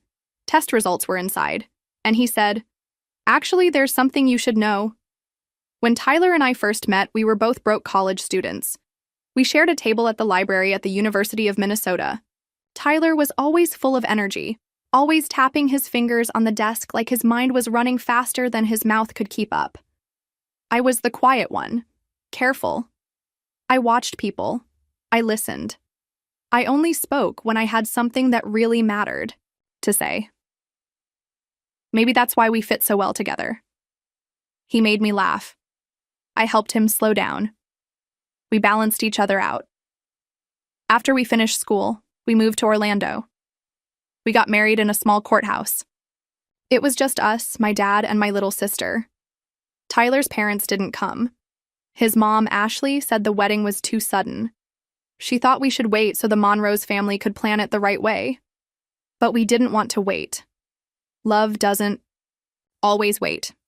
I won't lie. Her disapproval hurt. She never yelled or said mean things to my face. Ashley's way of fighting was with silence. Cold, careful silence. And when she did talk, her words always had hidden meaning. Are you sure? This is the best you can do, Tyler? She seems emotional. Don't you think stability is important in a marriage? Even so, we tried. Every birthday, every holiday. We invited her. Sometimes she came, sometimes she didn't. Tyler always said, she'll come around. But now, standing in that hospital room with our daughter in my arms, I knew one thing. For sure. This time, I was ready. I wanted to believe that trying for a baby would be a new beginning. We felt full of hope. Maybe we were a little too hopeful, even a bit naive. But then came the first miscarriage. And then the second one. The doctors told me I had endometriosis. They said getting pregnant would be hard for me. Every month became a long wait. Every time the test was negative, it felt like I had failed. It felt like my body was letting me down again and again. Ashley didn't show much care. One time, she told Tyler, maybe it's just not meant to be. She never said that to me. She never had to. Her silence said enough. My dad, Douglas, tried to be there for me. He's a calm, quiet man. He used to work as a mail carrier. After my mom passed away, he raised my sister and me on his own. He doesn't talk much, but when he does, it means something. He called me every Thursday just to ask how I was doing. My sister Betty is in nursing school in California. She would send me silly memes and selfies at 3 a.m. with messages like, thinking of you. Sometimes I cried while reading them. They made me feel less alone. Just when Tyler and I started talking about adoption, something changed. I was late. I didn't take a test right away because I didn't want to be heartbroken again. But then I finally took it, and it was positive.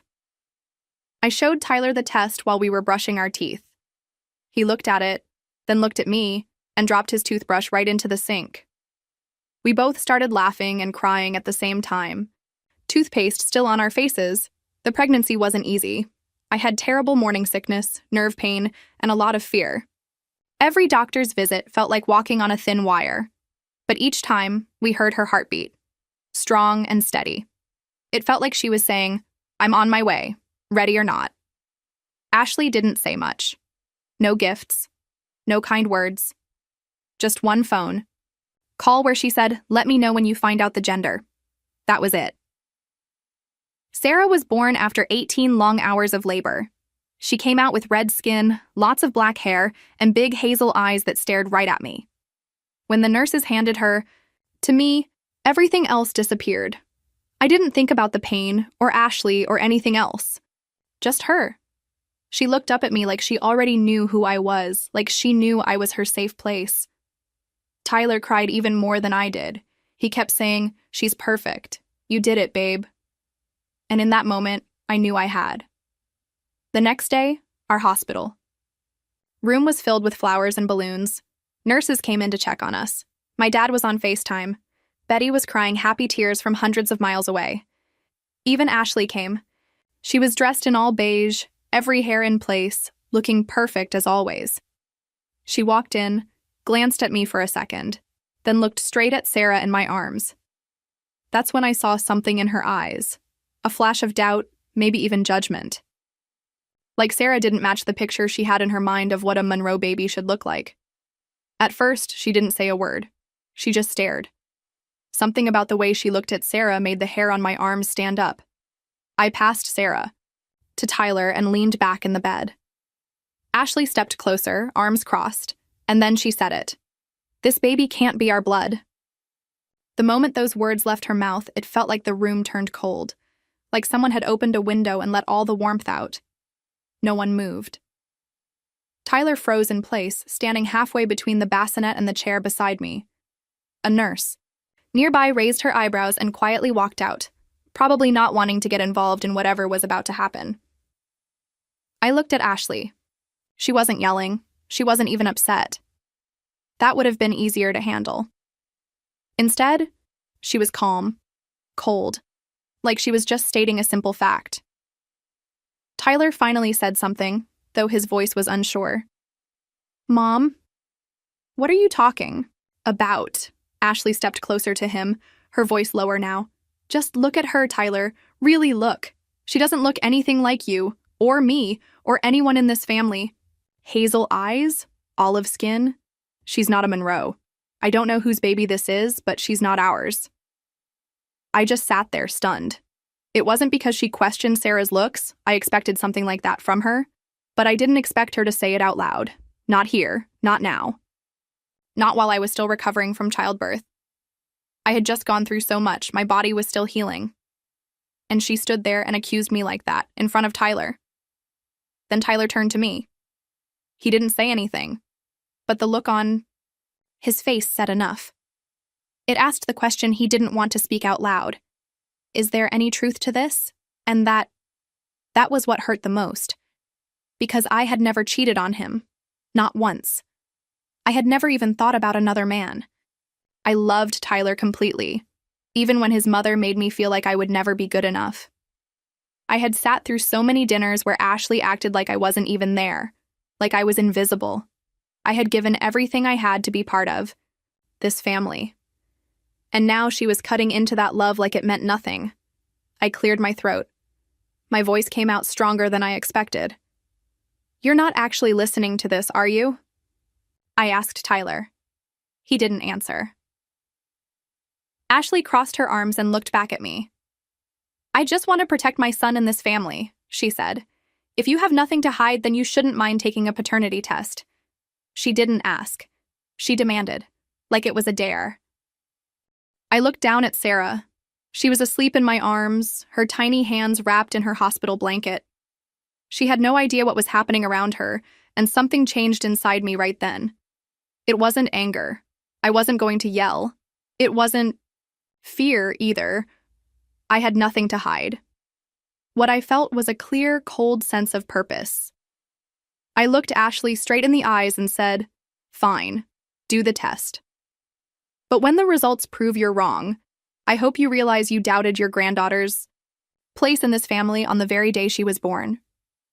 Tyler stepped forward like he wanted to stop the fight, but all he said was, "Janice, just let's not fight, okay?" Ashley gave a tight smile, like she had won something. "Good. I'll set it up," she said, and walked out of the room, like she hadn't just torn it apart. As soon as she left, it was like the room started breathing again. The machines beeped. The air felt normal. Tyler sat down next to me, silent. He looked at Sarah, then at me. "You know she's wrong, right?" he finally said. I nodded. "I do. Do you?" He didn't answer right away. And that silence told me more than anything he could have said. I turned away from him, not because I didn't love him, but because right then I had to protect something more important. My daughter's truth. My truth. I couldn't fall apart. Not now. The next morning, a hospital social worker came in. She offered to help us set up testing with a trusted lab that could give results the same day. Tyler agreed. So did I. Ashley, of course, insisted on being there when the results were delivered. That night, I held Sarah close to me. I whispered in her tiny ear, "They can question whatever they want. But I know you. I know every part of you, every heartbeat. I felt every kick, every craving. I carried her. She's mine, no matter what anyone says." By the next morning, I was done staying quiet. I hadn't slept much that night. Sarah kept waking up, and every time I tried to close my eyes, I kept hearing Ashley's words in my head. "This baby can't be our blood." Over and over again, like a crack on the wall that kept growing bigger. I watched Tyler sleeping in the corner chair. He was curled up in the uncomfortable hospital recliner, hoodie pulled over his face. He looked so tired, not just from the birth, but from being stuck in the middle, between the woman he married and the mother who raised him. As soon as the sun came up, I called the nurse and asked when we could go home. I wanted out of that room. I needed my own bed, my own space. I needed to leave behind the cold feeling that had taken over and start finding some peace again. But before we left, I called the genetic testing lab the hospital had told us about. I didn't wait for Tyler to say it. I didn't ask for permission. I just made the call. I booked an appointment for all three of us, me, Tyler, and Sarah. When I told Tyler, he paused. "Are you sure we need to do this?" he asked. "You know the truth. I know the truth. This is just my mom trying to cause trouble." I looked him in the eyes and said, "Then let her hear the truth from someone in a lab coat. Someone who doesn't care about last names or skin color. Let her see it on paper." He nodded slowly. "Okay, we'll do it." We went to the lab. It was quiet and plain, inside a boring office building downtown. We sat in a small waiting room under blinking lights. Sarah was asleep in her carrier between us. I couldn't stop looking at her. She looked so peaceful, not knowing what this visit was about. A young technician came out, probably not much older than my sister Betty. She explained what would happen. Just a quick swab inside the mouth for each of us. No pain, no needles. Tyler went first. Then me. Then little Sarah. Ashley didn't come. even though she had insisted before that she wanted to be there when the results were ready. She said she trusted the process, but she still wanted to see the official papers when they came. Of course she did. I think Ashley wanted some big dramatic moment, like something out of a bad courtroom show. She probably hoped she could point her finger and say, "I knew it." But what she didn't expect, and none of us did, was what the test would really show. We went home and waited. I fed Sarah, changed her, held her on my chest while the sunlight moved slowly across the bedroom wall. I could feel my heartbeat, matching hers, strong and steady. I wasn't scared. I wasn't worried about being her mom. I was just tired. Not tired of motherhood, not tired of love, just tired that this whole situation even had to happen. 3 days later, the lab called. Tyler picked up the phone. His hands were shaking when he handed it to me. "They want us to come in person," he said. "There's something else they found, a secondary result they need to explain." A tight feeling hit my chest, but I stayed calm. "Okay," I said, "we'll be there." This time, Ashley insisted on coming. She showed up 20 minutes early, wearing sunglasses inside like she was about to expose some big secret. I didn't say a word to her. Tyler gave her a quick half hug without thinking. Then we all walked into the lab together. The same young technician greeted us, but this time she was joined by a genetic counselor. That alone made my stomach turn. They don't bring in counselors unless something important or complicated is going on. We sat in a small room, all three of us. The technician opened a folder. Her hands were calm and steady as she flipped through the papers. Then she looked at us and said, "We have your results." Yes, Sarah is Tyler's biological daughter. There is no doubt. I let out a breath I didn't know I'd been holding. Tyler blinked and turned to look at his mom. Ashley's face didn't change. No reaction, no apology, just a cold, blank look. But then the counselor spoke again. She cleared her throat and said, "However, we did find something unexpected while reviewing Tyler's genetic information. It's something you all need to know." The room went completely quiet. She continued. "According to our findings, Tyler is not biologically related to the woman he believes is his mother." This time, even Ashley flinched. The words hit the room like a crash. Tyler is not biologically related to the woman he has always called mom. He believes she's his mother. Silence filled the room. Ashley blinked slowly, like someone had just spoken a language she didn't understand. "I'm sorry, what did you just say?" she asked. Her voice cracked, for the first time since I'd known her. The counselor repeated it, more gently this time. "The test shows there's no genetic connection between you and Tyler, Mrs. Monroe. We ran the test twice to be sure." I looked at Tyler. He wasn't moving. It was like someone had hit pause on his body. No blinking, no words, just frozen. I watched the color fade from his face. That can't be right," Ashley said, her voice tight. "There must be a mistake.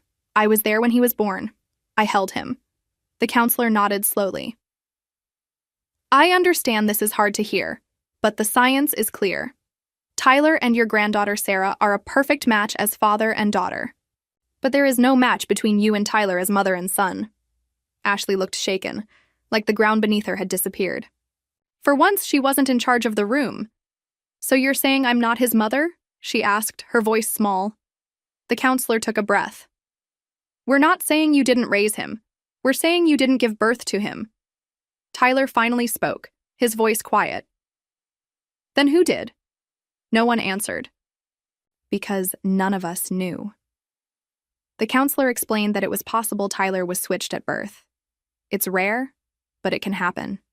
Maybe it was a hospital error, maybe something else. They didn't know the details. They only knew what the test showed. I looked at Ashley. For the first time, I didn't see her as cold or proud. I saw someone confused, hurt, maybe even scared. And I realized this wasn't just a twist in my life. It was a break in hers. "All this time," Tyler said softly, looking at the floor, "you raised me, and I'm not even your—" Ashley stood up fast, her voice sharp. Don't you dare finish that sentence. I don't care what that paper says. I am your mother, Ashley said. I raised you. I loved you. I held you through chickenpox, soccer injuries, and heartbreaks. I gave you my life. Her voice cracked at the end. Tyler looked up at her, his eyes filled with tears.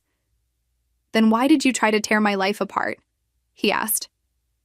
Ashley didn't answer. That's when I spoke. Sarah is yours, whether you accept it or not. Not because of DNA, but because she's your son's daughter. Because she was born into this family, the one we've been trying to build, even when it wasn't easy. I turned to the counselor. Are we done here? She nodded. We'll send written copies of the results. If you'd like help finding a legal team or a therapist, we can help with that. We're done, Tyler said quietly. We left the lab. I held Sarah in my arms. She was sleeping peacefully, like none of this had touched her. Tyler didn't speak during the car ride home. He just stared out the window, holding the test results in his lap. Ashley didn't ride with us. She walked alone to her car. For once, she didn't say anything to make herself feel in control. She just looked at Tyler and whispered, I didn't know. And for the first time in years, I believed her. When we got home, Tyler went straight to the nursery. He sat down beside Sarah's crib and gently touched her tiny arm, then pulled the blanket around her a little tighter. I sat next to him. What are you thinking? I asked. He shook his head. I don't know who I am anymore, he said, but I know who she is, and I know who you are. And maybe that's enough to start over. We sat there in silence, but it wasn't the cold silence we'd felt before. This silence felt softer, healing. Maybe family isn't always the people you're born to. Maybe it's the people you choose to fight for. Life didn't magically go back to normal after that day. In fact, it felt like something cracked wide open. But sometimes, cracks are how the light gets in. In the days after the DNA results, everything was strangely quiet. No text from Ashley, no phone calls, no comments. Tyler didn't bring it up and neither did I. It felt like something had broken between them, something quiet and sacred, and no one knew how to fix it. But I wasn't focused on Ashley anymore. I had a daughter now. A tiny, bright-eyed miracle who had changed everything. Every soft coo she made, every late-night feeding, every sleepy smile reminded me what really mattered. Not DNA, not doubt, not the past. Her. I remember sitting in the nursery one evening, holding Sarah in my arms. The sound machine was playing ocean waves. It was quiet and peaceful. Tyler stood in the doorway, holding 2 mugs of tea.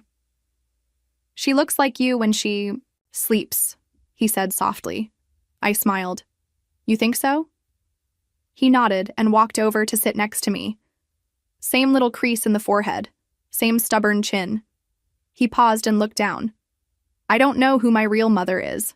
I don't even know if I want to find out, but I do know this. You've never made me feel like I didn't belong to you, not even once. That meant more than he probably knew. After that, we didn't talk much about Ashley. She reached out once. She sent an email, 3 short paragraphs. Half apology, half explanation. She said she was sorry for doubting Sarah, but that the test results had shocked her. She said she needed time to understand everything. I read it, but I didn't reply. I was still trying to understand it all too. Not just the test, but everything that happened before. All the years I had tried so hard to fit into a family that seemed to only accept people who looked or acted like them. How I had made myself smaller just to be accepted. And how, the moment I finally stood up for myself and for my daughter, the truth finally came out. Funny how that happens. A few weeks later, I started seeing a therapist. Not because I was falling apart, but because I wanted to understand why I had spent so long trying to get someone else's approval. It was tough, but it helped. I realized that Ashley wasn't the root of my pain. She was just a reflection of it, and I didn't need that reflection anymore. Tyler and I became stronger, but not right away. We had long talks at 3 a.m., quiet. Dinners with more silence than words, and moments when it felt like the weight of everything might pull us apart. But we chose each other again and again, day by day. That's what love really is. Not just the good times, but the hard work of building something back up. When Sarah turned 2 months old, my dad flew in to meet her. He held her in his big, rough hands like she was the softest thing he'd ever touched. "She's got your eyes," he said, "and your fire." Betty sent us a scrapbook she made by hand. It was full of photos, kind notes, and affirmations. On the cover, she wrote, "Family isn't blood, it's proof." I hung it on the nursery wall. Ashley hasn't seen Sarah again. Maybe one day she will, maybe she won't. But I don't lose sleep over it, because now I finally know what matters. I've learned that you don't need someone's approval to feel whole. You don't need their permission to love, to be a parent, or to protect what matters to you.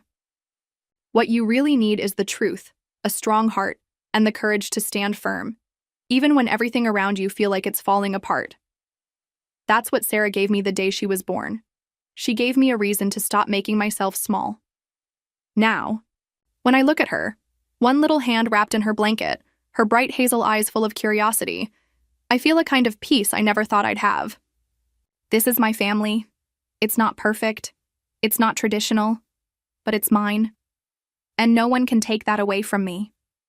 If this story touched you, even just a little, I'd love to hear from you. Have you ever had to stand up for your truth when no one believed you? Leave a comment below. I read everyone.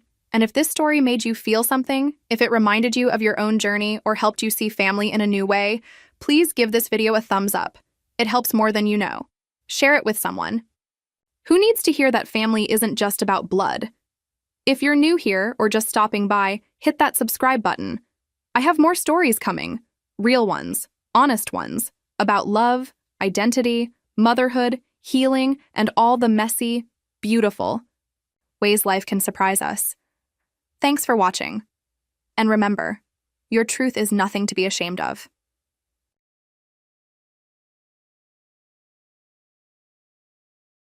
I always thought I was doing everything right. Working hard, saving money, being responsible. That's what adults are supposed to do, right? At least that's what I kept telling myself for the last 11 years while working 72-hour weeks at my accounting job. My name is Nicole Ritchie. I'm 32 years old, single, and as of 3 weeks ago, I finally bought my own home. When my grandmother passed away, she left me a small inheritance. It wasn't a lot, but it helped me afford a home I had been saving up for since I was 24. I lived in a tiny studio apartment, brought lunch from home every day, and skipped vacations that my friends happily went on. While others were posting pictures from trips to Maldives or buying expensive clothes, I was working late and saving every extra dollar I could. Eventually, I saved up $500,000. That was enough to buy my dream apartment with no mortgage, just paid in full.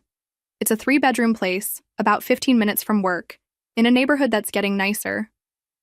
The people who lived there before had awful wallpaper, and the kitchen needs work, but I don't mind. I decided to fix it up myself, to save money. Now I spend my evenings watching YouTube videos to learn how to do it. One night, I was scraping off some really ugly floral wallpaper when my phone rang.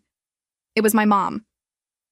"Nicole, dear, I need you to come over next Thursday for a family meeting," she said, using that fake casual voice she always uses when something's up.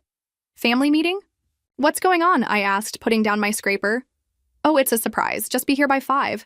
And bring one of those chocolate cakes from the bakery near your new place." "Mom, seriously, what is this about?" I immediately felt suspicious. "It's just a little family get-together," my mom said. "Your sister will be there with Brian, and I've invited your aunts, uncles, and cousins too." That made me raise an eyebrow. The whole extended family for a small get-together? "Mom, what's going on?"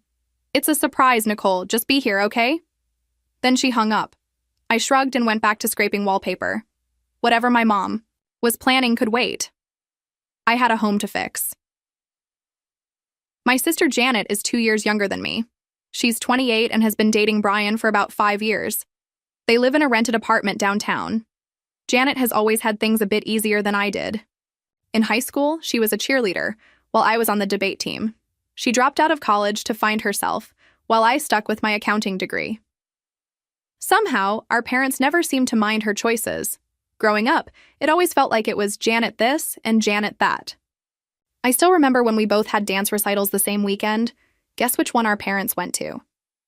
When Janet finished high school, they threw her a big party. When I graduated from college, we went to Olive Garden for dinner. I'll never forget my 17th birthday. I got a used bike. The next year, Janet turned 17 and got a car. When I asked my parents why, they said, Janet needs help getting around for her social events. As if my debate meets and library volunteering didn't matter, but I've never been the type to complain. Instead, I worked harder, saved more, and showed I could take care of myself. The week went by quickly as I kept working on my apartment. I got all the wallpaper down and started painting the walls. Seeing how much I had done made me feel proud, even with sore hands and a few blisters. When Thursday came, I woke up early to finish painting the living room before going to my parents' house. I stopped by the bakery, like Mom asked, and picked up a chocolate cake with buttercream frosting, her favorite. Then I started the drive to the house I grew up in.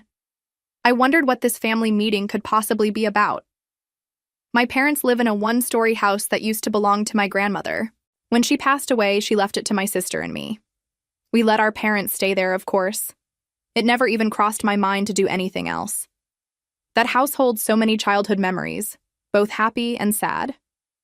As I pulled into the driveway, I saw several cars already parked. I recognized my Uncle Dylan's truck, Aunt Diane's minivan, and my cousin Roger's motorcycle leaning against the garage. Whatever this was about, it looked like the whole family had been invited. I took a deep breath, grabbed the cake box, and walked inside. "Nicole's here," my mom called out as I came through the door. She gave me a quick hug and took the cake from me. Perfect timing. We're just about to sit down. I looked around the living room. Janet and Brian were on the couch, holding hands and whispering to each other. My dad was talking with Uncle Dylan in the corner. Aunt Diane and my cousins were already heading to the dining room. "What's going on?" I asked Janet as I walked over. She smiled in a way that told me she knew something. "You'll see." That didn't make me feel any better. In fact, it made me even more nervous. I followed everyone into the dining room. Mom had set the table with her fancy china, the kind she only uses on holidays like Thanksgiving and Christmas. Whatever this was about, it was clearly important. I sat down next to Cousin Roger, who looked just as puzzled as I was. "Do you know what this is about?" I whispered. He shook his head. "No idea. Your mom just said there was big news. Food was passed around. Pot roast, mashed potatoes, green beans. The chocolate cake I brought was placed in the middle of the table for dessert. Everyone made small talk, but no one mentioned why we were really there. It felt like everyone was avoiding the big question. Finally, after everyone had filled their plates, my mom stood up and tapped her glass with a spoon. "I want to thank you all for coming today," she said with a big smile. "We have some wonderful news to share with you." Mom stood at the head of the table, smiling so wide it looked almost fake. She looked at Janet and said, "Our sweet Janet is pregnant." The room burst into cheers and congratulations. Janet blushed, and Brian put his arm around her shoulders. "And they're getting engaged," Mom added. "They'll be planning the wedding soon." I clapped with everyone else. Even though things between Janet and me were sometimes difficult, I was truly happy for her. "Congratulations, Janet," I said with a smile. But Mom wasn't finished.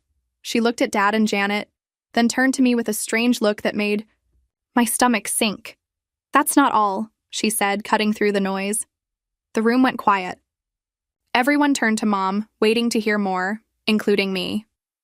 "As you all know, Nicole recently bought her own apartment," Mom said, nodding toward me. Some of the relatives mumbled, "Congratulations," even though they hadn't said anything.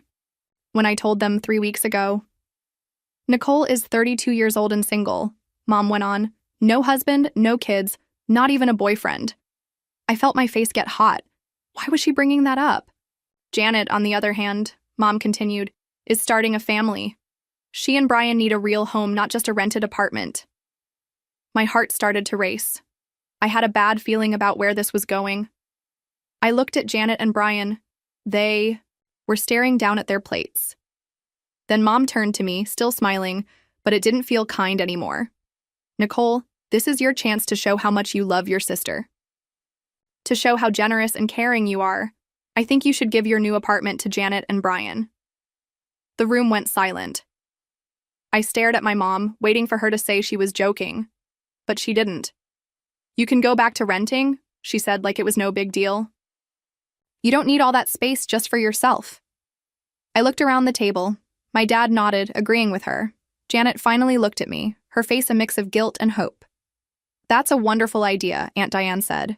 "Family should always come first." Others nodded in agreement. That's when I realized this wasn't some random idea. They had planned this.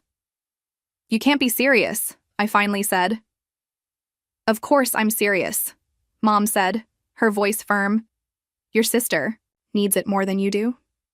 I stood up slowly, my chair making a loud sound as it slid across the floor. "Let me get this straight," I said. "You want me to give Janet my apartment? The apartment I worked 72-hour weeks for? The one I saved for over 7 years to buy? The one I just paid for with my savings and Grandma's inheritance? You want me to just hand it over because Janet is pregnant?"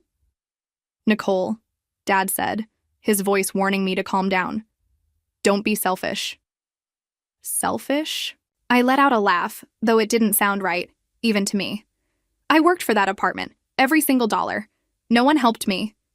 "But Janet needs—" Mom started.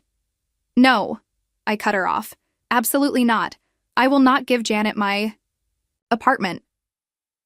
It's mine. I earned it." Janet suddenly started crying, putting her hand on her still flat stomach in a dramatic way.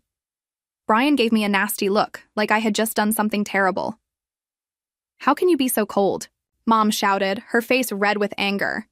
"She's your sister!" "And how can you ask me to give away everything I've worked for?" I said. "Why doesn't Janet work and save like I did?" People around the table began whispering. I heard things like, "so selfish," and "she's always been the difficult one." "You've always been like this," Mom snapped, "always thinking only about yourself." "I'm not giving her my apartment," I said firmly. "That's final." What happened next felt like a slow-motion scene in a movie. Mom grabbed the chocolate cake I brought, the one still untouched in the middle of the table, and threw it at me. It hit me right in the face. Frosting and cake splattered all over my cheeks, neck, and blouse. The room went silent.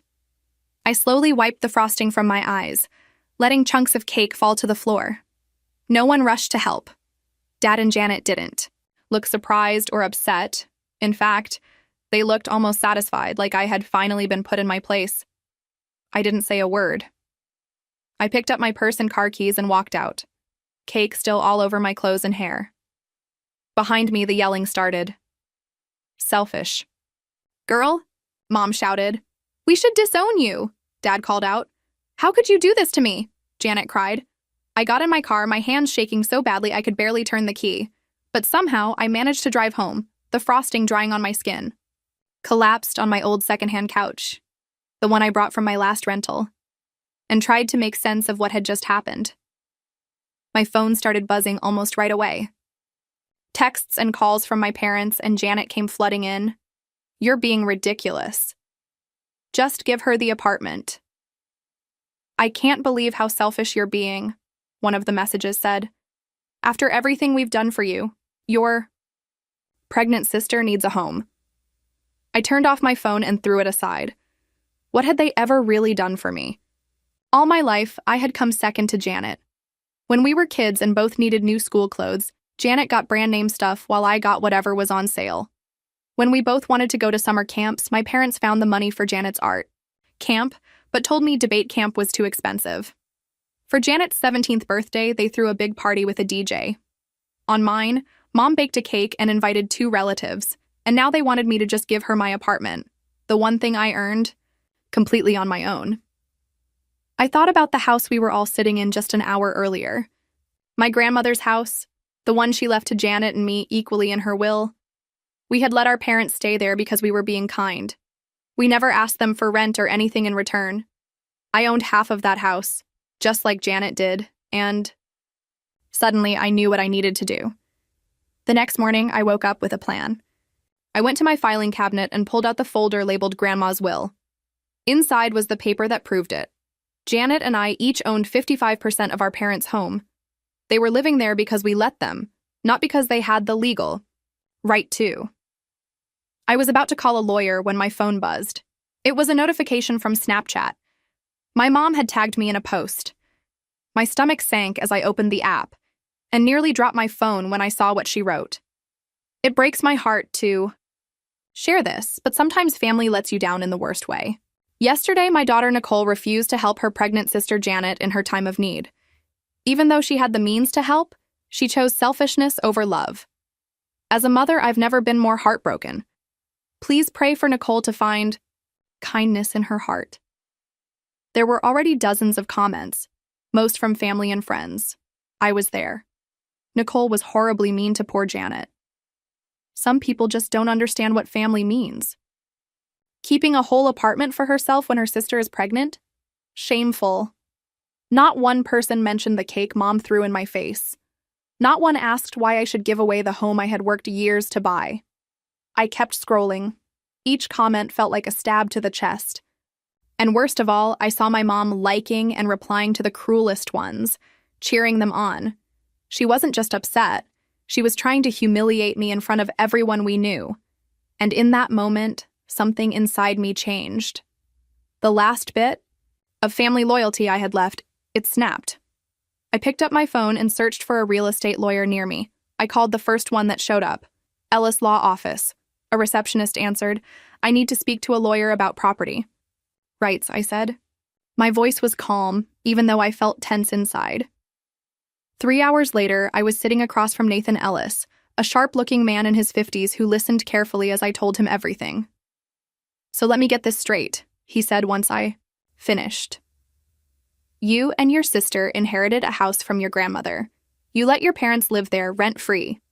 Now, after they asked you to give your apartment to your sister and publicly embarrassed you when you said no, you want to know what your options are with the house?" "Yes," I said. "I'm not trying to be mean, but they've treated me badly and shown no respect. I need to understand my rights." Nathan looked over the will and nodded. "It's pretty simple," he said. "You and your sister each own 55% of the house. You can ask for the house to be sold at any time, and the money will be split equally between the two of you." "What's the process?" I asked. "I'll write up a formal letter saying you want to sell your half of the house. Your sister can either buy your share at the fair market price, or the whole house will have to be sold and the money divided. Legally, your parents don't have any say." I took a deep breath. "Go ahead, do it." For the next few days, I kept busy working on my apartment. I finished painting the living room and started pulling up the old carpet.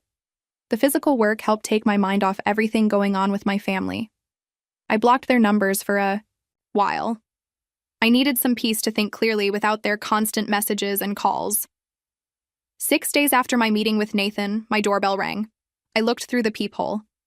My parents, Janet and Brian, were standing in the hallway. I didn't open the door. "Nicole, we know you're in there!" My mom yelled. "Open the door right now. We need to talk about that ridiculous letter." My dad shouted, his voice loud and angry. I stayed quiet and pressed record on the voice memo app on my phone. "You ungrateful brat!" My mom screamed. "After everything we've done for you!" "You're trying to make your pregnant sister homeless," Janet cried. "This is low, even for you," Brian said. I recorded every word, every insult, every angry threat they yelled, through the door for nearly 20 minutes before they finally gave up and left. The next day, I sent the recording to Nathan. He called me right away. "This is harassment," he said firmly. "We can file for a restraining order if needed. But more importantly, their behavior actually helps your case. It shows they've been hostile toward you." A week later, Nathan called with an update.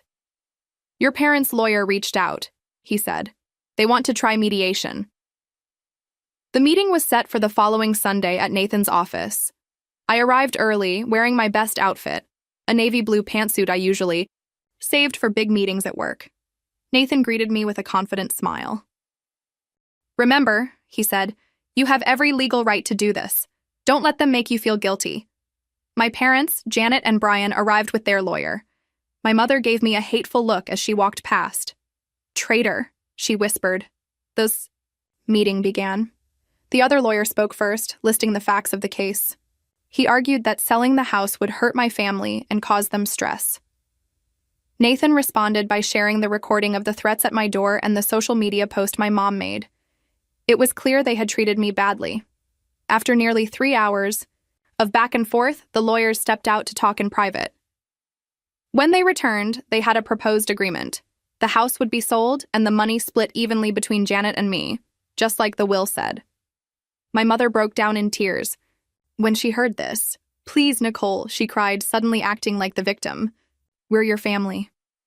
How can you do this to us?" "I'm sorry about the cake. I lost my temper." I looked at her tear-streaked face and thought about everything. All the times I forgave her. All the years I felt like second place to Janet. The public shaming, the screaming at my door, and the demand to give up the apartment I earned. "The house will be sold," I said quietly. "That's final." Nathan nodded and started writing up the settlement. As we sat there waiting, I could feel the anger coming from my family. But I didn't care anymore. For the first time, I was standing up for myself. 3 months passed in a blur of paperwork and meetings. The house sold faster than expected. The market was strong and it was in a good location. After closing costs and fees, Janet and I each got a little over $310,000. I didn't speak to my family at all during that time. Everything went through our lawyers. Nathan later told me my parents were furious, but there was nothing they could do. They had been living in a house they didn't own, and they had never paid for anything beyond basic upkeep. What are they going to do now? During our final meeting, I asked Nathan, "So what's happening with them now?" "Your sister is using her share as a down payment on a new house," he said. "Your parents will be moving in with her and Brian. They've gotten a mortgage. For the rest." I nodded, feeling a mix of emotions. Part of me felt guilty, like I had pushed my parents out of their home. But another part, the part that remembered the cake in my face and the public embarrassment, felt like justice had been served. "What about you?" Nathan asked. "Any plans for your share of the money?" "I've been working with a financial advisor," I said. "I'm putting it into a mix of stocks, bonds, and real estate investments." "Smart move," he said with a nod. "Well, unless there's anything else, I think we're done here." I shook his hand. "Thank you for everything." As I walked out of his office, I felt lighter, like I had finally let go of something heavy I'd been carrying for years. The pressure to always be the responsible one. The one who stayed quiet. The one who gave everything up. Back at my apartment, I looked around and took it all in. The renovation was nearly done. I had replaced the old carpet with hardwood floors, painted every room, updated the kitchen with new appliances, and added modern light fixtures. It didn't even look like the same place I'd bought 2 months ago. It truly felt like mine now, in every way. Then my phone rang. It was a friend from work. "Hey, Charlotte," I said as I answered. "Nicole, how are you?" she asked. I could hear the concern in her voice. She'd seen me at work with red eyes after the cake incident. "I'm okay," I said. And as I said it, I realized it was true. "The house is sold. The money's in my account." "And your family?" she asked. I sighed. That part's still a mess. I haven't spoken to any of them. I hear things from mutual friends. "Like what?" "Janet got married last month. Small wedding, just close family." I paused. I wasn't invited, obviously. "I'm sorry, Nicole." "Don't be. I wouldn't have gone anyway." I said, and I meant it. "She's supposed to have the baby next week. It's a boy. And you're really okay with all of this? Not seeing your nephew?" I thought about it for a moment. He'll grow up hearing a story, that his Aunt Nicole wouldn't give up her apartment, that I made them sell their house, but they won't tell him how they treated me my whole life. Charlotte was quiet for a second. Then she said, "Families are complicated." "That's putting it mildly," I said with a short laugh, no humor in it. "The thing is, Charlotte, I don't think they ever really saw me as family. I was just someone they could use when they needed something." "Do you think you'll ever make peace with them?" she asked. "Not unless they admit what they did and truly apologize." I knew they would never change. My parents had favored Janet all their lives. They weren't going to suddenly realize it now in their 70s. After I hung up, I poured myself a glass of wine and stepped onto my small balcony. The sun was setting, turning the sky shades of orange and pink. 7 months ago, if someone had told me I'd be cut off from my entire family, I would have been heartbroken. But now, I felt calm, at peace. My phone buzzed, a message from a mutual friend. Janet had the baby. 8 lbs 7 Oz. Everyone's doing fine. I stared at the message, waiting to feel something. Sadness, anger, regret. But I didn't. All I felt was a quiet acceptance. It felt like hearing about a stranger, not my own sister. I knew they were all living together now. Janet, Brian, the baby, and my parents. In the house they bought using Janet's half of the money and a mortgage that would take decades to pay off. I didn't feel bad for them. They'd made it clear how they saw me, not as family, but as someone to use. Just a bank. I thought about the day my mother threw a cake in my face. That was the moment it all became clear. I went back inside. The apartment was quiet. Some people might call it lonely. I called it peaceful. I looked around. The walls I painted myself. The floors I installed with my own hands. Every part of this place was proof that I had built something for myself, that I had taken back my life. On my bookshelf sat a small box. Inside were the only family photos I kept. Pictures of me and my grandmother. She had always treated Janet and me the same. Maybe she had seen how things were and tried to make it right by giving us equal shares of her house. "Thank you, Grandma," I whispered, gently touching the box. As for the rest of my family, I didn't feel the need to reach out. It was their turn to make the effort, and I knew they wouldn't. I was done sacrificing for people who would never do the same for me. I used to think family meant unconditional love and support. Now I know that real family, whether related by blood or not, would never ask you to hurt yourself just to make them feel better. Real family wouldn't throw cake at your face just because you said no. My phone stayed silent. No calls from my mother asking for forgiveness. No text from my dad admitting how he favored Janet. No message from Janet thanking me for always being there, always staying quiet, always letting her shine. And that was okay. I had my apartment, my savings, my career, and friends who truly cared. I had a life, one I built on my own, piece by piece, dollar by dollar.